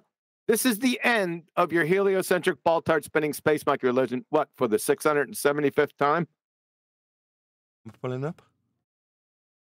That diagram I sent in Master B with the the solar eclipse. That is the end of the Baltard spinning space monkey religion, brought to you by NASA, your friendly neighborhood knuckle dragger. Doesn't say NASA on it. It's the Umbra Penumbra total solar eclipse, Monday, August 20th. Is that the one? I'm telling you, it's from NASA. That's where I got it from. I don't disbelieve you. You're just saying it's not labeled on there, but I labeled it. Well, and I guess coming from Baltardia, you got relativity debunking heliocentrism. Okay, I'll send you one from Rice University. Oh, it doesn't have Rice University on it either. Nah, forget about it. It's fine. It's fine. I got one from the Smithsonian. It's the same thing, but it doesn't have Smithsonian on it either. But carry on. Disregard. Like, if I was debunking that unicorns exist, right, and I was pointing out that no one has ever seen one, and somebody come along and started talking about that it would be impossible for their horns to develop on the unicorn itself because, or for whatever reason, we're not disagreeing with each other. Why was that guy getting so worked up? You're debunking may be dumber, but you're still debunking it. Like, he was trying to be on? an intellectual. Yeah, Don't you realize that? I think he's a Try to flatty. be intellectuals. I think he's a flatty. He's just flexing his Judeo-Romanian for I don't space. think so, Nathan. Okay. That's what I was trying to get to asking. Was like, he's a Glober. Heliocentric. He is? How can you Yeah, be he's a Glober Glober. and He say comes in that? hot like that all the time. No, that's what they do. Fair enough. I guess Yeah, if you like a don't Glober. think about what you just said, you can believe whatever you want to believe, you know? Just, God, that was They insane. come off like they're flat earthers, or they try to appear like they're flat earthers, but within a few sentences, you know damn well what they are. Well, light's electromagnetic because I have a magnet and I got a wire down at the hardware store. He said Home Depot. If it was a very light gauge. It's a very light gauge. That's funny. You know what? You know what he was trying to do is he was going to try to make an electrical current and then pass it through a resistor and create light with it, and then say, "See, it's electric because I use electricity to make it." Oh boy! I didn't say it's a good argument, but that's where that dumb crap was going.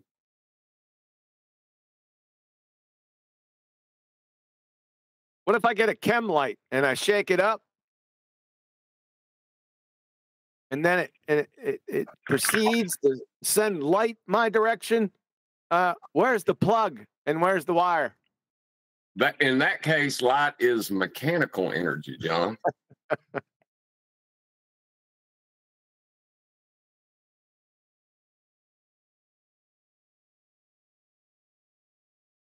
Am I coming off sarcastic enough? I can't really tell. I've it's kind of stopped. Or spark My up a fire. electricity is going off. So should I start a fire? I have no power. Yep, spark up a fire. Tell me where the plug is. Who was that? That was Witsit, right? That was Witsit, though, right?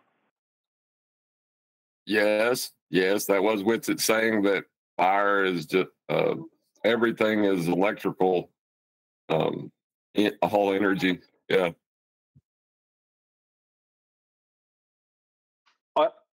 I don't know if Nathan can see it, but I'm sure he can.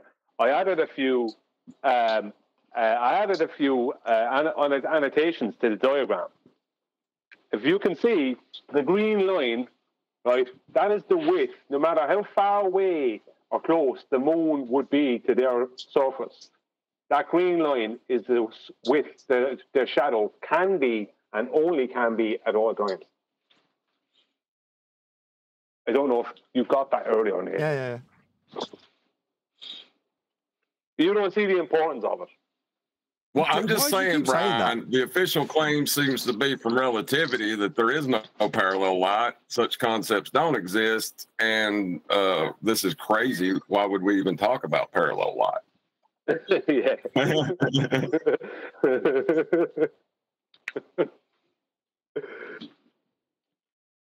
Why the negativity? So Why where do you keep has the saying flat Earth representative been since I've been gone? who are they? I said, where is the flat Earth representative, the self-appointed one? What's he been up to since I've been gone? Who's that? Whitsit? Yeah, he went on Yeah, that one show. No, Boy Zero, the Sky Grifter. Got a new line of press on nails, so he's out doing his cosmetology. He's got a new line of press on nails. Well, no, he went on that one show. He's basically the Lore Lodge. Sorry, John. I was just saying he went on that one show we reviewed. What I can't remember what the guy was. Lore Lodge, was that the dude? Was you here for that, John? No. That would be worth a review. The Lore Lodge actually lost it in the end and ordered Whitsit off his show. Okay, so there's a Lore Lodge. So I gotta go searching for this. I'll search for it when I get a little bit of time here. I'll try and find it for you later. But Okay. the Lore Lodge, yeah. Remember, you were Yeah, I going know to who you're review one of his talking videos anyway. Yeah. Yeah, I know who you're talking about. Yeah, he's just one of your below average skank and file ones. Altards, Lore Lodge. Yeah, I think we ran into him. Yeah. Yeah, we did. Remember, you even commented on his video, and he was trying to correct you or something. I can't remember how it went, but I remember it was funny. He didn't respond to me. These people are scared of the subject. Look, I remember Lore Lodge. He just, to me, that's all I see. It leaks out of every orifice of them. Every pore says, "I'm scared shitless of this subject." Well, they're pretender clowns. They have no acumen in the topic. They just went through Wiki and Discovery Channel with their globe-tard proofs, and they bumble, fumble, and stumble on out here like what we've been experiencing for the past, for me, 8 years, for you, 10 years. It's the same old story all over again. It's just new faces. That's all right. Come on in. Water's warm. Yeah, well, that's when you say "come on in, the water's warm." That's what I'm saying. They're caught somewhere between fight and flight, aren't they? That's what I'm saying. It doesn't seem like warm water at all. It seems like a churned up mess that's going to kill them and drown them. They're caught in between Moron and Dunning-Kruger. But we'll help them out.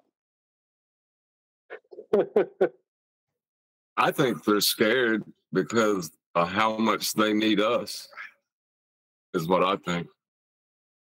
Well, the Lore Lodge, actually, when he first started looking into this topic and addressing it, from that to the point where he debated Whitsit, where he actually said, "I've had enough of this topic, something like that.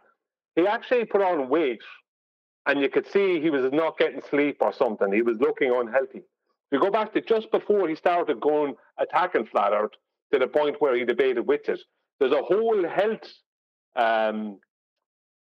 downslide happens to him because he's obviously under stress and pressure, not sleeping, something. It was kind of bizarre. Yeah, that's more like my sentiment. Exactly. Now, I'm glad you've backed me up. You're saying it's written all over him physically as well. I'm just basing it on how he behaved with Whitsit. You know, that's a positive in Whitsit's camp, if nothing else. You can tell that the guy's, wanting to brace against this. Yeah, but he literally, people were saying it, like people were pointing it out like that. He was like going downhill physically. But go back to just before he started attacking us publicly, and he looked a lot healthier. Remember John Barnes? Footballer. No. Or the footballer, yes. I remember he played against Aston Villa once and I watched, and the crowd were cheering, "You fat B." I'm sure you know what that chant is.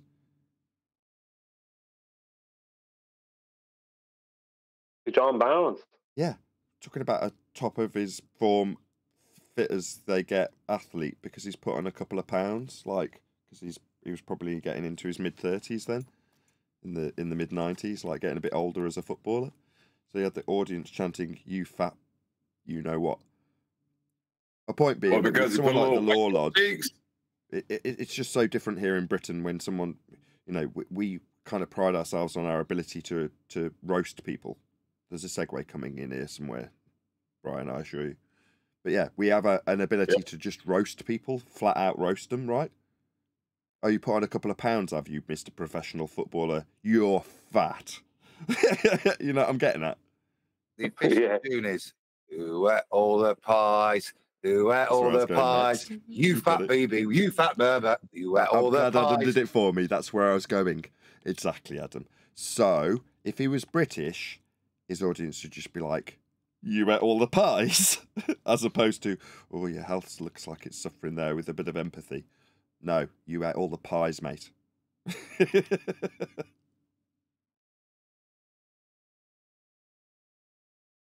Just their pain. Evening. Again, QE? I said evening. Hey, Adam. It does. It causes them. Well, just let me just round that point out so I can duck out of this conversation. Yeah, it manifests itself physically. Their stress, their pain. When we say share your pain, he was, you know, it was written all over his ugly mush, wasn't it? Yes, it literally was. He literally started when he threw wits about. He was saying this topic. You could see he was under serious pressure. He was saying this topic. I can't deal with these people. This topic, something like that. I'm finished with this. You know, it's like he couldn't deal with it. He couldn't deal with the topic, but yet he went looking for trouble. You know what I mean? It's like don't go looking for it if you're not. So he basically can't deal with reality. Reality is getting him all twisted. We're getting somewhere, Neil. Sorry to cut you off. Yes, that's where it connects to QE's point, right? So you're saying, look, because you've had an emotional response to this, don't go out looking for trouble. Well, that's where QE's assessment comes in correctly, which is no, because when you do go looking for trouble, you'll come off as a Dunning-Kruger. Well, QE, feel free to rattle off your list that you just gave, but you know what I'm driving at.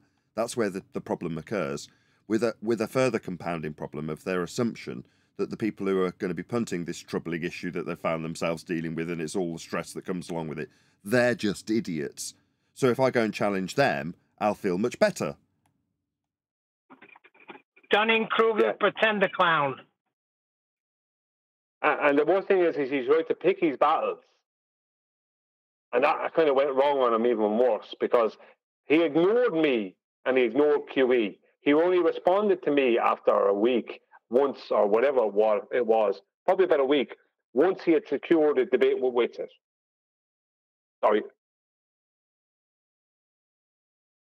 So the point is that he was headhunting for someone like Whitsitt, probably Whitsitt in general, because Whitsitt's well known, and he got Whitsitt. Said that maybe he wanted David Weiss, I don't know, but he got Whitsitt, and he wanted Neil to handle the pressure. And Whitsitt most of the time was trying to talk about ether and stuff. He won't even talk about flat out, because he doesn't. You know what I mean? 1/3 of, maybe less, 1/4 of a debate Whitsitt is having is about flat out. The other 3/4 are about other things. At least two quarters of that is ether. Do you know what I mean? So, but he wasn't able to take it. He was in a heap. Speaking of roasting, though, before we get too far away from roasting, because I was going to use that as a segue, we got this guy we're running a campaign for, and are we going to do, can we do like a special episode tomorrow where we can pour our hearts out and give him shit? Yeah, roast his ass. Yeah, roast the QE. Yeah. I can't stand them rules. We'll arrange this with you off air. I'm still recording. We'll arrange this administrative affair. Probably not tomorrow, no. But yes, we'll definitely be roasting you at some point, QE. That's fine. My idea of this. Why don't you like roast, Brian? Why don't we go back to what we were talking about and stop making things awkward? Okay. I don't feel awkward. I was going to say nothing. You guys awkward want here. to roast me? Well, we'll just conclude the subject so it doesn't have to drag out or seem awkward. So what my intention would be, QE, would be on your channel. That would be to say, you run the live stream, and the reason for that is if there is super chats that people want to send, I want them. If it's a campaign roast, then it makes sense to do it on your channel, not mine, because otherwise I've got to start messing around with super chats.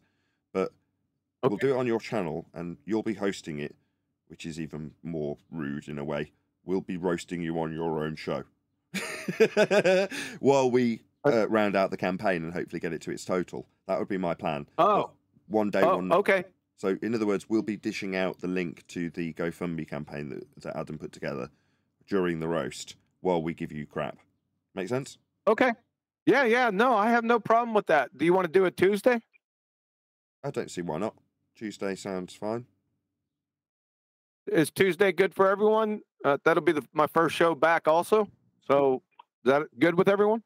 Yeah, that sounds good. Oh, hold on a second, because it's not good for me. But is it possible that I record what I was going to say and someone play it for me? Because I won't be here after today.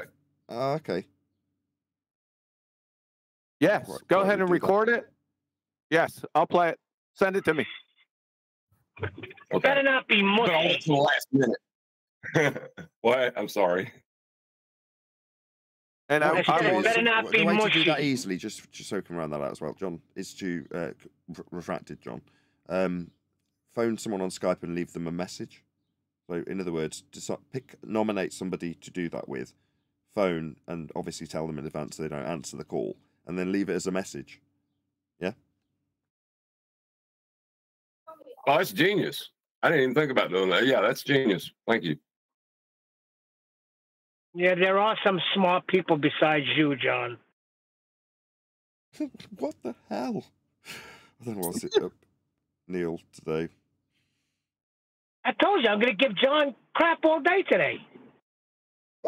He did give that disclaimer like 4 hours ago. Yeah, that's true. He did. So is this plan amenable to everyone? Brian Adams?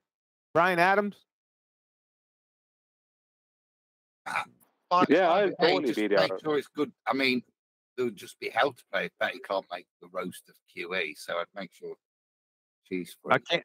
I couldn't hear you. Say that again. I'd say I think there would be hell to play if Betty missed the roast of QE, so maybe just check with her and then. Oh, she'll be all in with that. Yeah, that's Oh, what you could guarantee that. That's what I'm saying. Okay, I can guarantee you could just about get anybody in the flat Earth community you wanted to show up to that. If they thought they had a free swing at him, shit. You got to promote this heavily, because this is going to generate some Scott Hole for QE.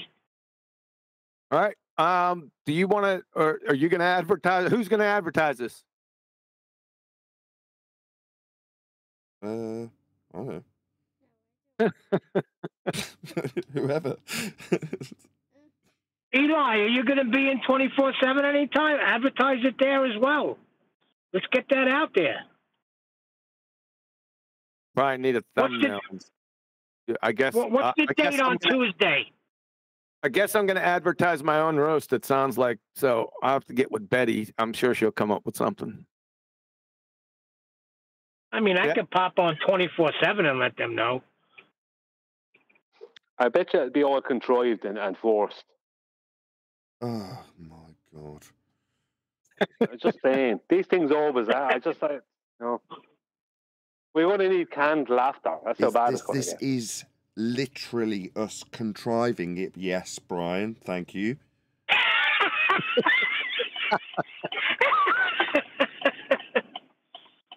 Brian said all we need is canned laughter. Like that what he said? Should we have a party? Yeah. Should we organise it really thoroughly? Yeah. Brian comes along. Oh, it'll just be organised and like organised and that, won't it? Brian, why don't you like roast? Hold on. Why don't you like roast, Brian? What's the story? They're just so fake. and they're not natural. I bet you, like, if Betty's there, she wouldn't be able to perform her normal attacks on QE. Hold on a minute. I've seen some really good roasts. There. Thank you, Winnie.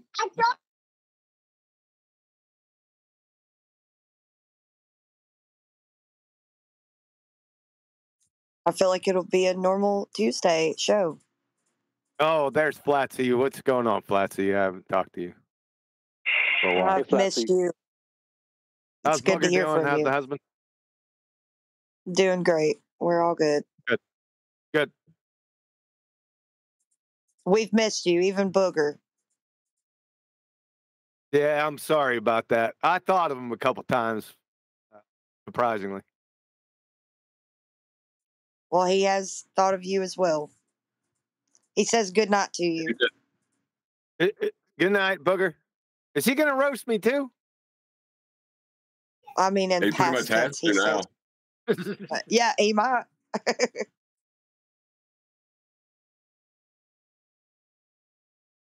Brian, are you coming, or can you bring the canned laughter? I tell you, we're going to need it. I'll be there. We're calling it a roast, but seriously, it's more of us showing our appreciation for your existence within this topic. And then we're just going to give you shit, though. So Really? it's going to be. So let me just get this straight. So it's going to be a load of guys trying to pretend that they like another guy. Or no, trying to pretend, giving another guy shit because they're too macho to say that they think he's really great. Is that it? Yes. This is sounding And what's the bad. problem with it? Right. I'm going to ruin this if I keep going. Not that it hasn't already ruined itself. Hey, what are you talking about? What's wrong with not being mushy? Ain't nothing wrong with not being mushy. Who the hell wants to be mushy? It's when guys are trying to it's when guys are trying to pretend. It's like they're trying to be macho instead of just being straight and honest. Do you know what I Yeah, mean? but you can do Just it be right honest. and it comes off ironic instead of just Brian, I'll agree with you. Brian, the newer roast, the modern day roast, I agree with you 100%. They suck. They're horrible. But if you go back into like the Frank Sinatra days and the Don Rickles, those types of roast, those are great, man. That's what I thought of when he said roast. When somebody said, did Nathan say roast? Who said roast first? I think it was I Brian's think it idea. was. I think it was refracted. Did you guys think about this, or did you just come up with it? Yesterday, yes. Yesterday, yes. Yeah, I've been thinking of it for a little bit because I tried to do something and I couldn't get my phone to accept the data for a confirmation code, so I couldn't do what I said I was going to do. So I was trying to think of something else. All right. So you guys talked about this before. So Adam knew about it? I don't know if Adam was in here. No. I'm probably a bit like Brian here. Now, if I was asked to go away, having no problems with my masculinity, I don't mind going and getting some sentimental poetry to express my gratitude. And you don't think that would be roasting QE? If you sit there and read poetry to him, you don't think that would be roasting him? That would be a perfect roasting tool. I love it. I don't know what you're going to roast about. Just a reminder. Reminder for everybody that roasts, everybody on the panel can be roasted as well. It doesn't just have to be QE. So everybody's open game if they're going to be there in attendance. Exactly. At a roast, everybody's open game. You're correct. Of course. Hey there, how are you? That goes without saying, doesn't it? You've got to be able to take it if you're going to dish it out on the spot. Of course. I'm excited. What's there to roast me on? It's starting to sound like a normal QE life. They just all that build up, and then they just destroyed it. Okay, well that will make No, it we a really didn't. easy show to do It's then, got a won't it, purpose. Brian? Good job it's not contrived. It's like I said, it'll be like a normal Tuesday show. No, not quite, because people are going to have to think about what they're going to say, and everybody's going to they're going to screw the pooch on this. I guarantee you, I will. But yeah, it's going to fall completely apart and go all to hell, and then you won't be able to call it contrived because it sucked. All right, you guys got a title for this, so I don't have to come up with one to make it completely uncouth. Yeah, QE roast. Laughter. QE roast plus special bonus canned laughter. No Irish.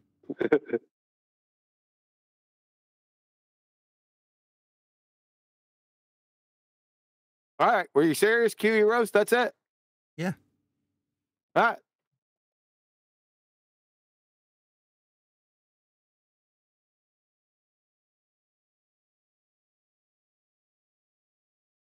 Fun will be had by all.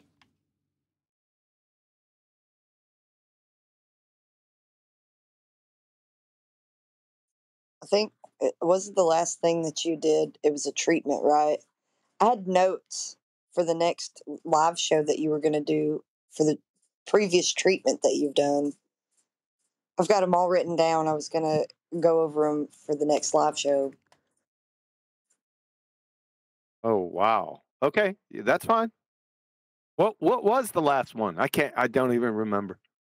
Here, I'll give you a hint. If you can censor, or if you censor shampoo, you think you could predict a bad hair day.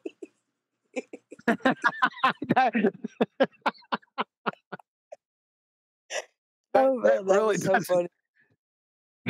That really doesn't give me any clue what the roast was on. I'm sorry. Airplanes, laptops, and spectacles. Science Oh, work. yes. Now, okay. Now, I got you. Sabina Hassenpfeffer. That was the last one, really? Sabina Yeah. Bruce. Sabina It's so Bruce. Okay, fair enough. Yeah, all right. Hey guys, I gotta go. It has been a privilege of mine to talk to y'all, and maybe in a couple of years I'll be around again. But Couple years? What the heck are you talking about? I'm having to move to Memphis for a job, and the job's completely like wiping out the day side of my life, pretty much. All right. So now when you're walking in Memphis, you can still walk in Memphis on Saturdays.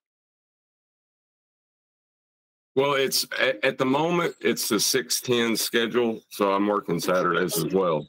But I'm gonna lay out for the first Ball Busters. So okay. The first Ball Busters will be next weekend. When are you moving?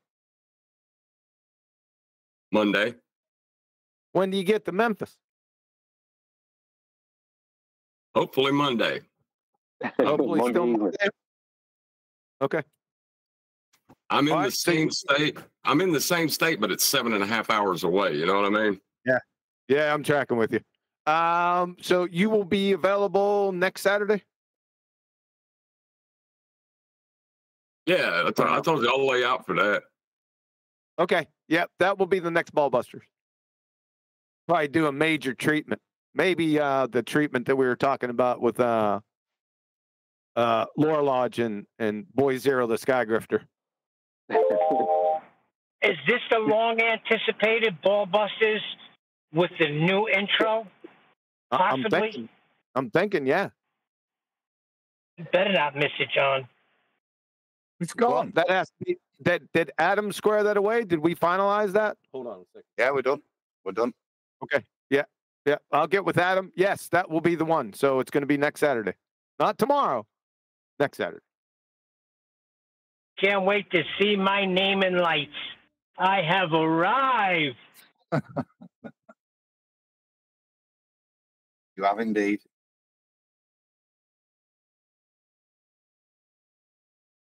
Did you make any tweaks to it, Adam, or is it still it's still the same, the one that you sent me? I've got the one you requested, the word change you requested, and I think I've tweaked a little bit here and there, but nothing. I've not made it any longer. It's okay. You were supposed to get with Nathan, and did you get with Nathan on it? No. We're cool. Nope. Nathan's got the evening ready to enjoy the cinematic production that it is. I can remember the first one. Yeah. He had something snide to say back then. I can't remember exactly what it was, but he said he's taking a nap. Wake him up after. Yeah, something like. He'll get a longer nap this time.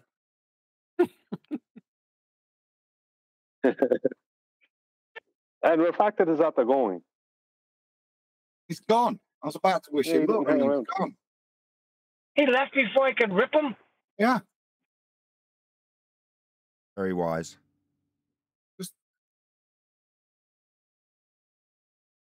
Knowing that Flat Earth's dead, and it's, it's dying and it's not out there, I've seen a couple of instances of it being mentioned in modern programs. Because on Fallout, there was a bit. And the new series of The Boys has come out. I was watching that last night. And this episode 3 is they walk into it is a conspiracy convention. But the first thing they show is Flat Earth. Nice Stanley. Not just a theory. It's a little bit feast of nonsensey. But I thought it was nice to see it being mentioned there. Just a little spot. What's the story with that? The Boys. What is that? Because I started watching it, so I don't know what it's about. What are they? Superheroes or something? Yeah, some of them are. These guys in the front, they're not supes, but she is Chinese. So they're like, it's just a dark comedy based on superheroes, really, about how fallible they are, and kind of a power game, and it's very good. I know all about it. It was. Go on, Brian. Sorry. I'm just saying I know all about it. He's very funny. Sure. Very funny. Sure. He's very rude, but he's very funny.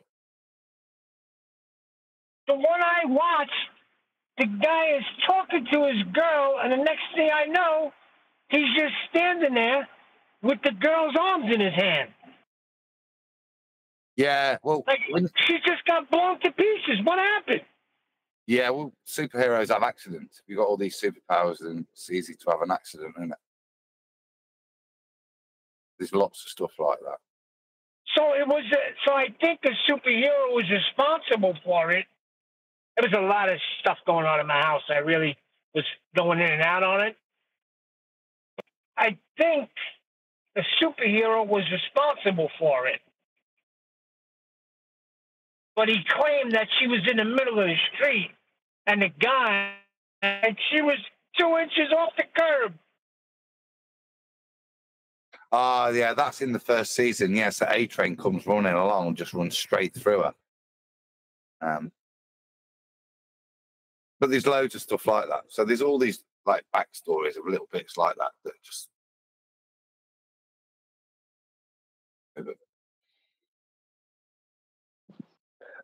Just to bring things back on. It was more the prevalence that Flat Earth's popping up in pop culture. It's there now. It never was, but it is there now. They also make a verbal reference later on. So they're in this convention, and one of the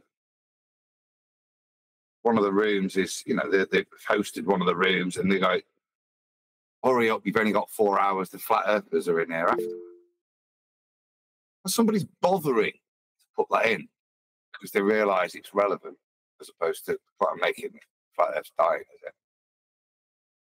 It's becoming too well known because the numbers aren't going down; they're consistently rising.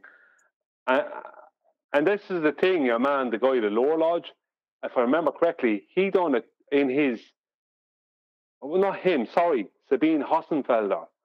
She pointed out that even though Google and YouTube have basically on the behest of the Congress in the US have tried to stamp it out, it has continued to grow in numbers. This is the problem. It's a continual growth. And that drove her mad because it was only 2% of the US, according to their polls or whatever, right? A couple of years ago, 2017. Now it's 5% of the US are flat earthers, right? This is causing them quite a worry. And there's other countries where there's a lot more flat earthers per head of population, like Brazil and the parts of Asia, than there is in America. So I think it's a lot more than 5%, Brian. They're saying 5%, but I guarantee it's a lot more than that. Well, there's a big percentage of people who said supposedly said they didn't know, and that means they're not anti-flat earthers. Anti-flat earthers are going to scream globe no matter what. Whereas people that say they don't know, they're not anti-flat earthers. You just know that it's only a matter of time before they kind of go, oh, yeah, it's flat, whatever. You know what I mean? They're just going to accept it eventually, you know. But Joe Rogan, what I heard what Joe Rogan said when I listened to one of the shows during the week, Joe Rogan said, who cares about it? Why does it matter? This kind of stuff, you know. Who cares? Well, if it doesn't matter, then Joe, then you won't mind us saying it's not a globe. Do you know what I mean? If it doesn't matter, then it shouldn't matter. You know, like if I say it's flat, you shouldn't feel the need to say it's a globe. I mean, why do you feel the need to say that? You know, because you're trying to defend something, so it does matter. You know, if it doesn't matter, why is it on your show? Why even referencing it? Because it does matter. I think he's gotten in there too late with the whole thing, and he's trying to just quell it down as being unimportant when it's the most important topic in the world.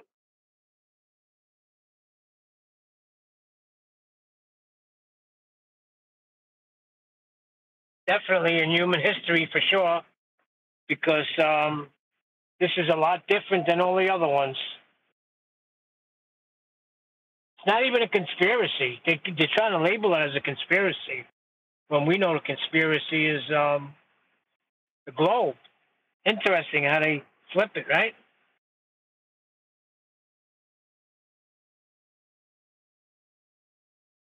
Well, I'll say that there was one other thing in history that was more important.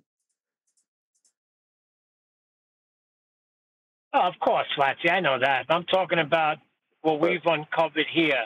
Like, this is like one of the most important things that, if you want to say, they tried to keep from us, or however you want to label it's a hard. But what I would say about that, Flatsy, I think I know what you're. Sorry, come on. I was saying I will say that it is a hard second place right there, because it shows the hand of how this is played in the world, like how they deceive everyone. We know the most important thing was the birth and death, burial, and resurrection of Christ, of course. That goes without say. I don't even put it in this topic. Well, what I'd have to say about that, and I understood that was, I didn't need any shoving. I understood what you were talking about, what Flatsy means. But that is to Christians, let's just say, where that is going to be number one. Flat Earth will be number two. If you're a flat earther and a Christian, their topic of flat Earth will be number two. But as a whole, basically number one in the world. That's a fact. No, because not everyone's a Christian. Doesn't matter. It wasn't done for Christians. It does matter. It does matter. You see, here that is. But hold on. Listen to what I'm saying real quick. Hold on. Let me explain real quick. It was not done for Christians. That was something that said, for God so loved the world, he gave his only begotten Son. It was done for the world. Yeah, but it's a Christian faith belief. The point I'm making is that I understand it being number one to Christians, but that doesn't mean it will rank number one over flat Earth to other people. So as a whole throughout the world, because not everyone is a Christian, as a whole throughout the world, I would still say that this is the most important topic ever. because No, I can't of the agree with fact that. that not every, well, you're not going to, because you're a Christian, and the number one most important event of all time or topic is going to be the birth of Christ. I understand that, and I'm not decrying that. I'm just saying that for other people who aren't Christians, that's not going to be number one. If you're Jewish and a flat earther, obviously the birth of Christ Are is you not going to talking be number about one. personal? You're talking about personal labeling of it, or putting it in a position on a personal level? Well, it's like for personal to you? everyone. Well, what I mean by that is that I can understand that topic being number one to you and to Flatsy and to other Christians, and that's fine. I get that. But that doesn't. My point is that to a Muslim who's a flat earther, maybe there'll be something to do with Muhammad will be more important to them. But do you know what I mean? But the birth of Christ is not going to be the number one most important topic ever to them, if you know what I mean. So overall, I would say the topic of flat Earth is the biggest of all time overall. That there's no topic more important overall. Because even if it was only second to Muslims, the point is that their first and the first the Christians have are two different firsts. So the 2 seconds kind of cancel them out, if you understand what I mean, overall. Let's just change the subject. This is going down a dead-end road. Well, Brian, I'll agree with you, and I'll tell you why. As a follower of Christ, Christ called himself the way, the truth, and the life. The truth of the matter is that you have to know the truth so as to not be deceived. And one of the first thing that God chose to put in his word was how, and he described what the earth was so that nobody would be confused by anything that would be a counterfeit like the globe. So I think that knowing the truth is paramount. And I would agree with you that this is very important, probably the most important thing that people that live on the earth should know. It's created, and it's created by one creator that their spirit ultimately belongs to. And then from that point, they get to decide what they're going to do with the life and the spirit that they've been given, whether to honor their creator with it or to take it for themselves and make themselves God. So I think you're correct.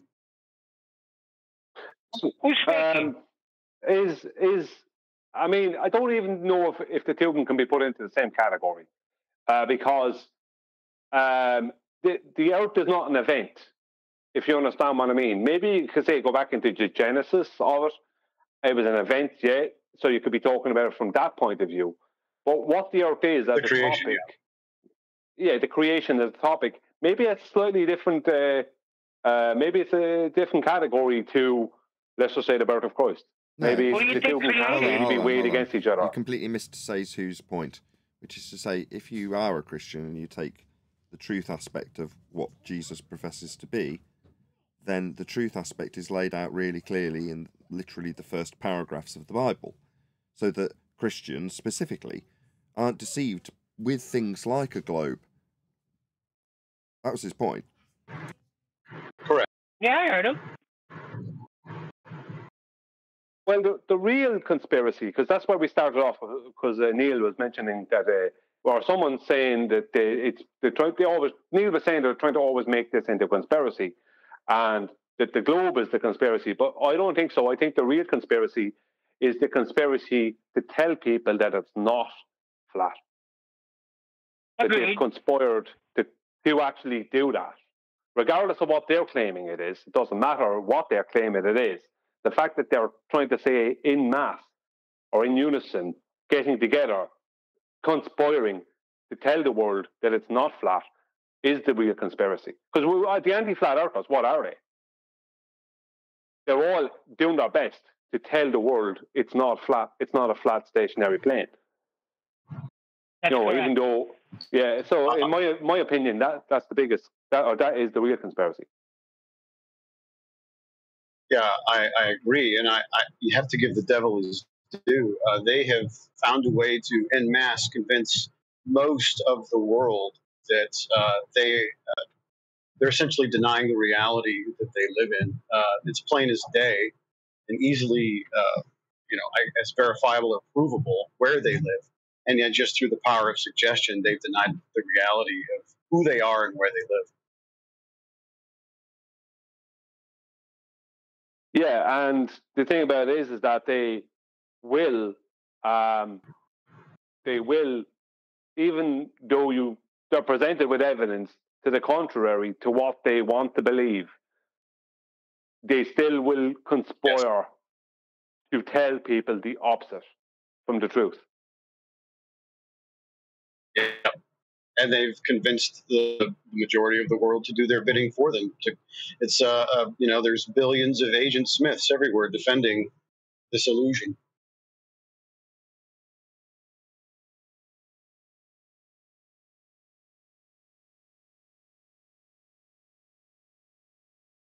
I always thought that the movie, just because you brought up Agent Smith, I always thought, with a reference to The Matrix, I always thought that They Live was a much better movie than The Matrix. I always thought it was a lot better, especially the fight scene with Roddy Piper and what's his name? Louis Gossett Jr. What's his name? That black guy. It wasn't Louis Gossett Jr. Louis Gossett. No. It was what's his name? You're right. It was there's something about Mary and Keith David, one or the other. I don't remember which one's white. Anyway, I can't remember the actor's name now. And he was in the Thing and other movies, but I can't remember the man's name now. But the fight. The other. Sorry. Keith David. I'm pretty sure. Keith David. Good man. Thank you. Keith David. I can't. Keith David. But when the two of them are fighting and Roddy Piper was like, just put on the glasses. Look. And he would not. He didn't want to know. That was, in my opinion, that movie and that scene and just that movie in general was far better than The Matrix as far as, because that's what you've been trying to tell. Yeah, try and tell somebody something and they don't want to hear it. And no matter what evidence you have, they'll fight you not to look at the evidence. Rather than just looking at it, they'll want to have an argument with you and even an altercation with you, just not to look at that. And that movie really showed it. And when you had the people in the public who, when they put on the glasses, they could see that these people realized that he could see them and they were like contacting HQ. That's like people in the public pointing out, oh, we have a person here who's not towing the line, who's not believing the things that they're supposed to be believing, blah, blah, blah. The public do that. The public will turn on people in the public who are not towing the line with normality. Now, sometimes it's warranted, don't get me wrong, but often the time it's not, where the public are just wrong, but they're just behaving as sheep, but, And sometimes it could be an observation, and then they'll come on the news and say, what's actually happening here? Remember that picture? What was the guy that took the Chicago skyline? And then they came on the news. I can picture those They Live people as the newscasters trying to say what people were seeing was not what they were seeing. Yeah. It's a mirage. That guy, yeah. Yeah. And if you could take that mask off, he's one of those They Live people. Yeah, I really thought that They Live was better, and The Matrix is good and it was entertaining and everything else, but I just thought that They Live was before it and it was just a better movie. Not as much money put into it and not everything. Why didn't they make it a better? You know what I'm saying? Like a better movie, like as far as sinking money into it and making it a major freaking movie. Well, they might do in the future, but I think it was excellent as it was. I mean, I don't see how they could replace Roddy Piper and Keith David. I don't see how because I don't know. I mean, make it better. You could have two newer actors and more money in it. But the two people playing those two parts, you couldn't find two people to play those two parts better. if you understand, even though it wasn't a big production. Absolutely. You could do the same with Escape from New York each and his other movies like that of the time. Sorry. No, it's all right. I mean, to each his own. Like, there's so many movies that I would say they're, they're sort of underhandedly feeding people. We'll call it truth. Like The Truman Show, The Matrix. They Live. There's even the first. Doctor Strange. Those ones. There's a lot of stuff that they're kind of feeding or telling you, but they're not going to be overt about it. There's so many movies like that. And I wish I could name some more off the top of my head, but you're correct. They Live in that fight scene, which seemed to last like 20 minutes, is a pretty good picture of what we kind of fight with every day, especially with people that you know, right? Yeah, it's a struggle to. Is it not a struggle to get people to just accept what is? Yeah, it's like putting the glasses on them. Just put the damn glasses on. Well, how many times have people who are flat earthers tried to tell people, just look at the phone, look at the computer, just look, and they don't want to know. Literally, that happened. It happened to me. I just very early on. Me too, with my son. When I explained to him the Black Swan of Celestial Navigation. It's like take the freaking glasses off you have on and put these glasses on. I think actually that's a good analogy, because it's more like take the glasses off and see it for what it really is, as opposed to put the glasses on. In that movie was put on the glasses to see the reality, but I think in actual reality, you're trying to get them to take off the rose-tinted glasses that they have on. That they're seeing a globe through within their imagination, that they're not actually seeing with their eyes. Do you know what I mean? They're not seeing this globe with their eyes. They're not experiencing it with their senses or with their activities or anything they do. But when they have the glasses on, that tells them it's a globe.